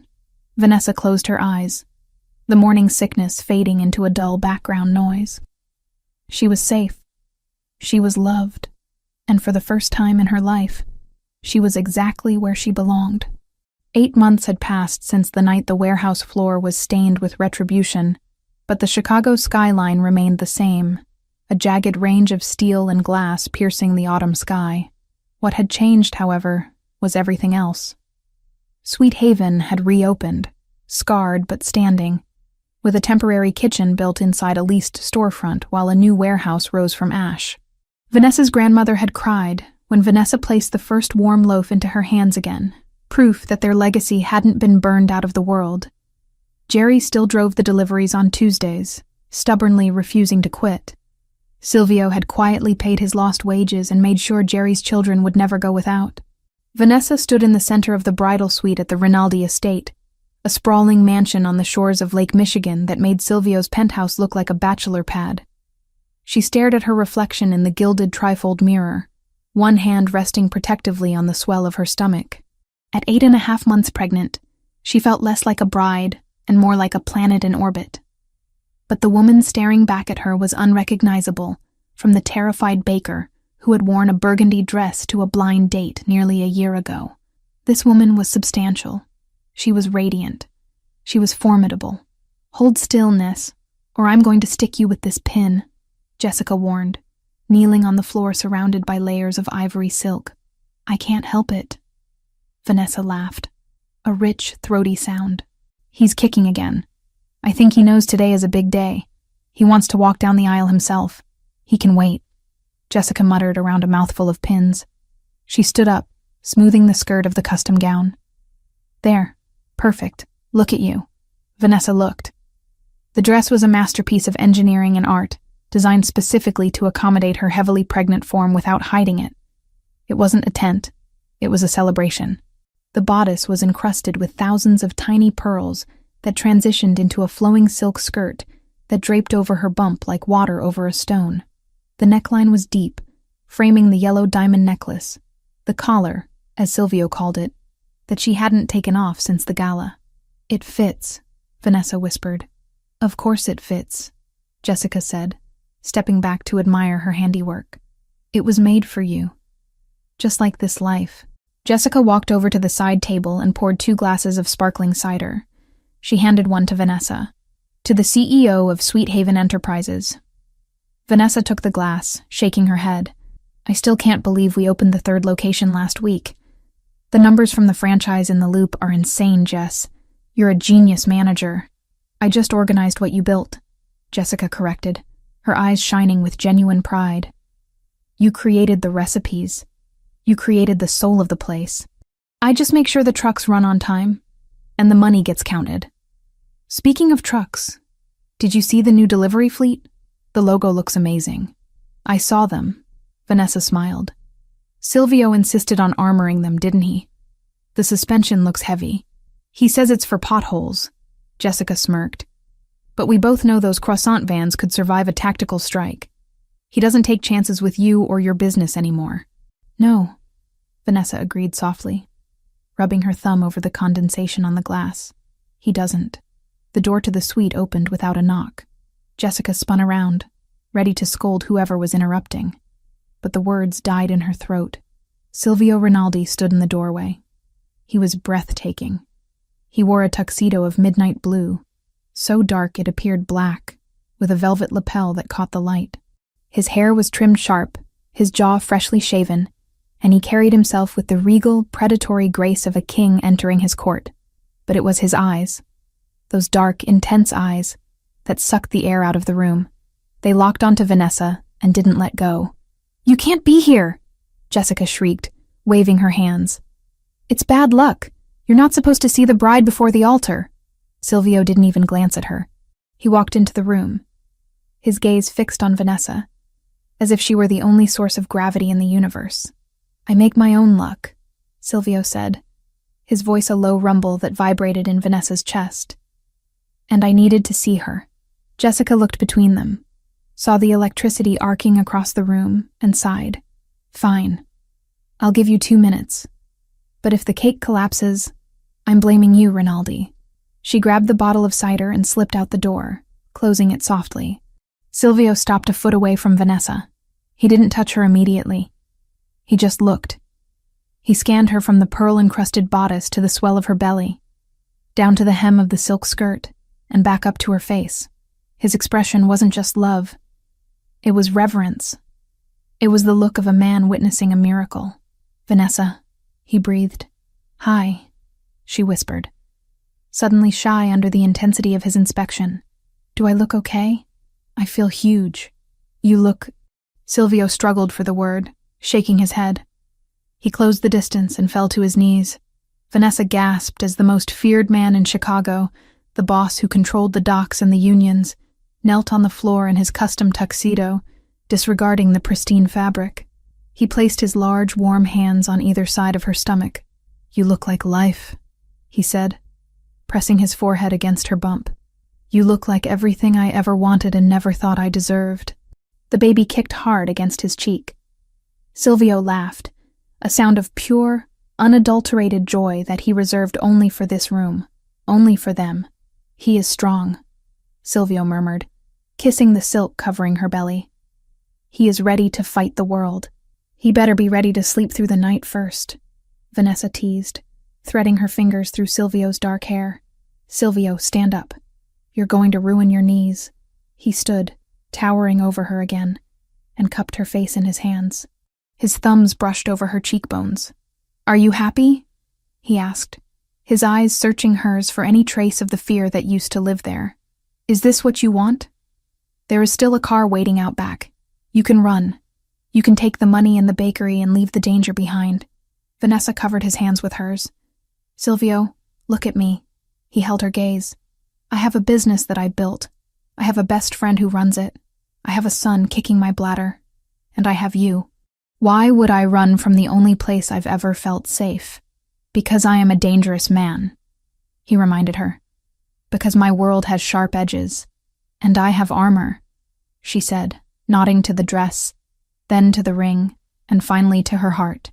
We're partners, Silvio. You handle the shadows. I handle the light. And we meet in the middle. Silvio leaned down and kissed her. It wasn't hungry or desperate like their first time. It was deep, steady, a promise sealed in breath and bone. It was a vow spoken without words. 2 minutes are up, Jessica yelled through the door. Silvio pulled back, resting his forehead against hers for one last second. I will see you at the altar, Tesoro. My treasure. Try not to run.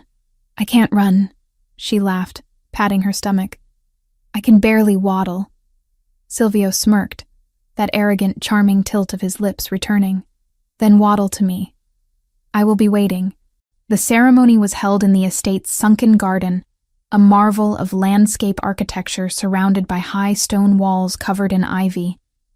It was beautiful, filled with white roses and golden ribbons. But Vanessa, with her honed instincts, noticed the other details too. She noticed that the gardeners standing by the perimeter were wearing earpieces. She noticed the slight bulge of shoulder holsters under the tuxedos of the ushers. She noticed that the drone flying overhead wasn't just for photography. It was surveillance. 8 months ago, this would have terrified her. Now, it was just background noise. It was the hum of the machine that kept her safe. The autumn air was crisp, carrying the scent of burning leaves in Lake Michigan. The string quartet began to play a slow, haunting version of Can't Help Falling in Love. The guests stood. There were hundreds of them. Politicians, business tycoons, associates from the family, and the entire staff of Sweet Haven Bakery, who had been given the day off and flown in on a private charter. Vanessa walked down the aisle alone. Her parents were gone, and she had refused to let anyone else give her away. She belonged to herself until she chose to give herself to him. Silvio stood at the altar, flanked by Marco. He watched her approach with an intensity that made the rest of the world fade into gray. He didn't look at the guests. He didn't look at the priest. He looked only at her.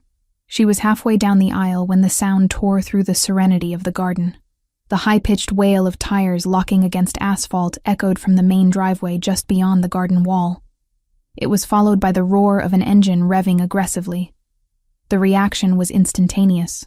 Silvio didn't flinch, but his hand moved inside his jacket.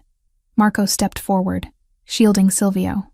The gardeners dropped their rakes and drew automatic weapons from beneath the flower bushes. The guests gasped, a ripple of panic moving through the crowd. Vanessa stopped. Her hand went to her stomach instinctively. The memory of the warehouse, of the laser dot, of the glass shattering, flooded back. Not today, she thought furiously. Please, not today. Silvio's eyes left hers for a split second, snapping to the perimeter wall. He raised a hand, signaling his men to hold fire, his face a mask of calculated violence. The engine roared again, closer. Then, a car door slammed. "Wait!" A voice shouted from the other side of the gate. "Don't shoot! I'm the best man! I have the rings!" The tension in the garden snapped like a rubber band, but not into violence, into confusion. Marco tapped his earpiece, listening to a report from the gate guards. His shoulders relaxed. He looked at Silvio and gave a sheepish nod. "It's Dante," Marco whispered loud enough for the front row to hear. "His car broke down on the highway.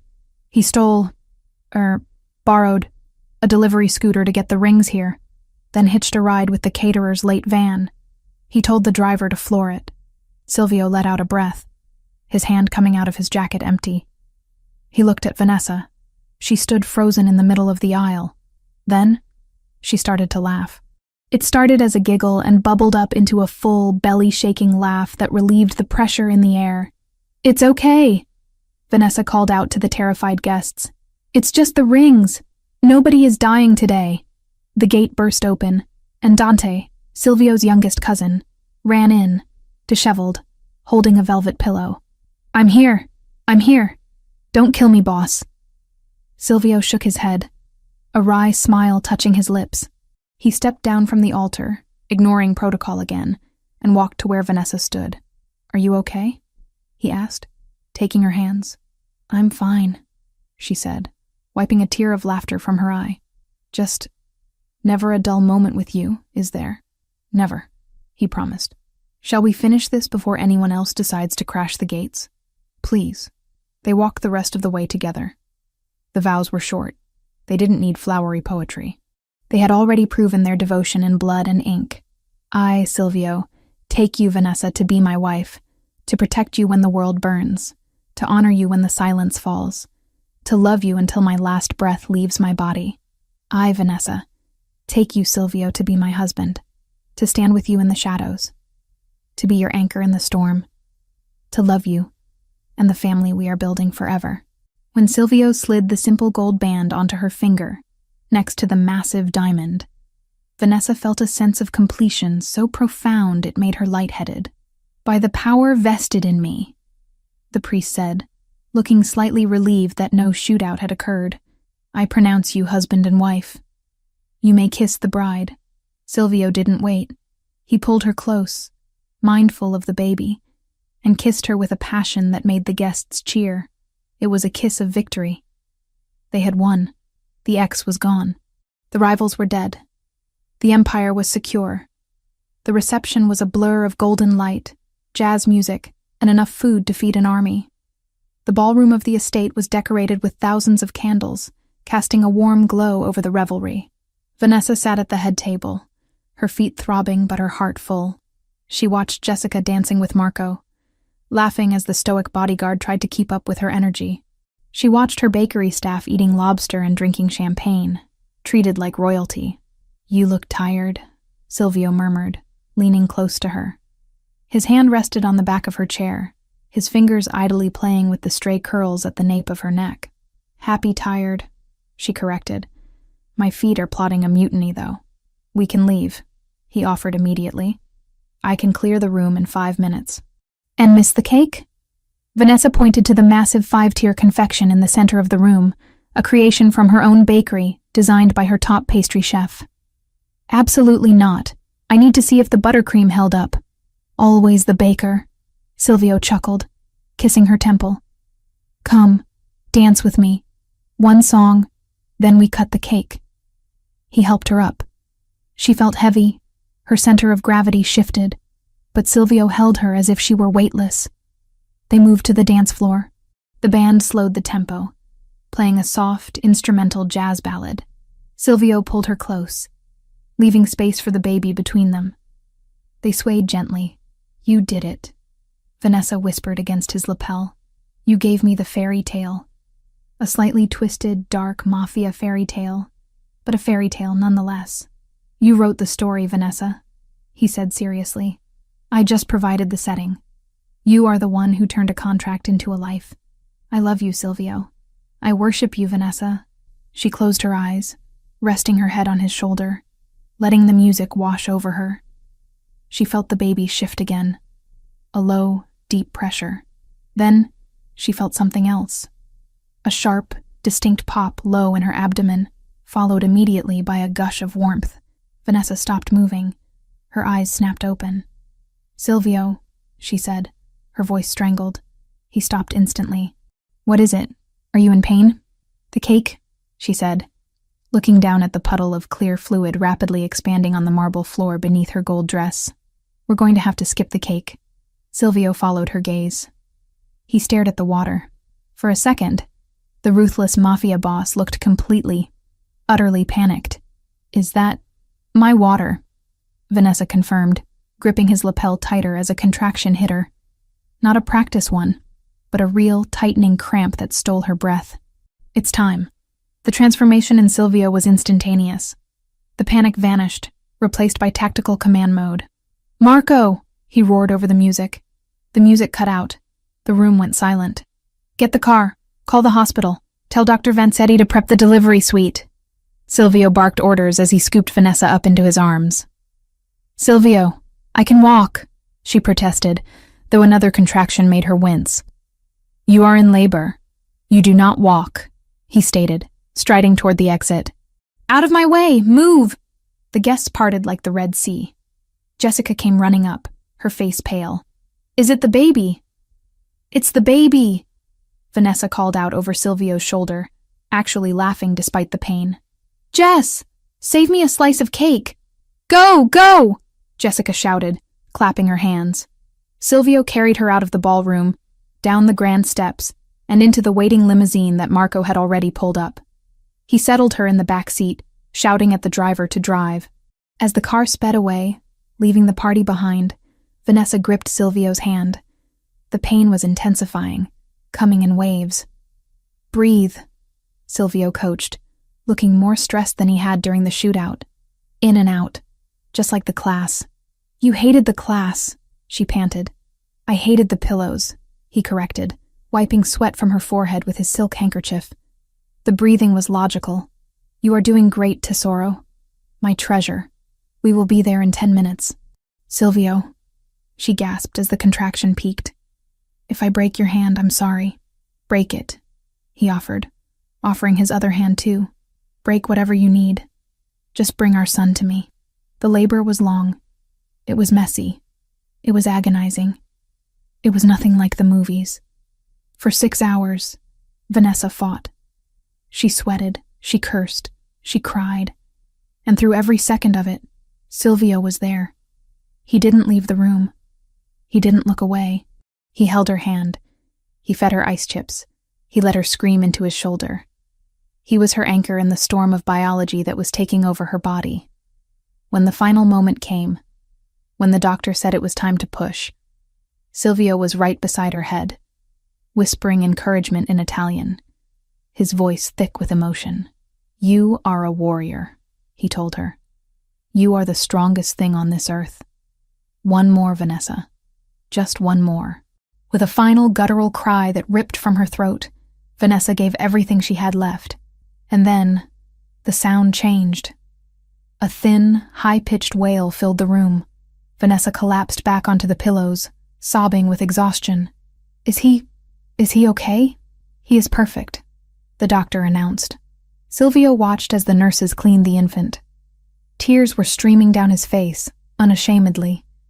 He looked at the bloody, squalling bundle as if it were the Holy Grail. The nurse wrapped the baby in a blanket and handed him to Vanessa. She looked down. He was tiny, red-faced, and furious at the world. He had a tuft of black hair, and when he blinked his eyes open for a second, she saw they were dark. Dark like obsidian. Dark like his father's.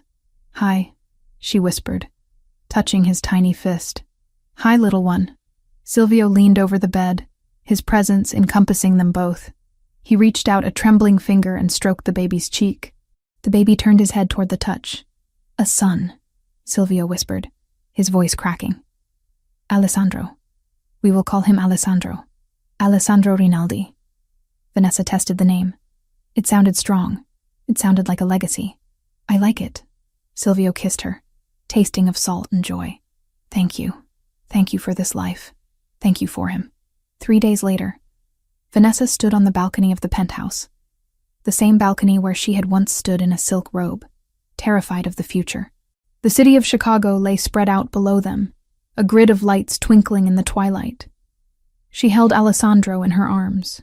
He was sleeping, wrapped in a blanket knitted by Jessica. Silvio came up behind her, wrapping his arms around her waist, careful of her healing body. He rested his chin on her shoulder, looking down at his son. He is sleeping? Silvio asked softly. For now, Vanessa smiled. He has your temper, though. When he's hungry, the whole building knows it.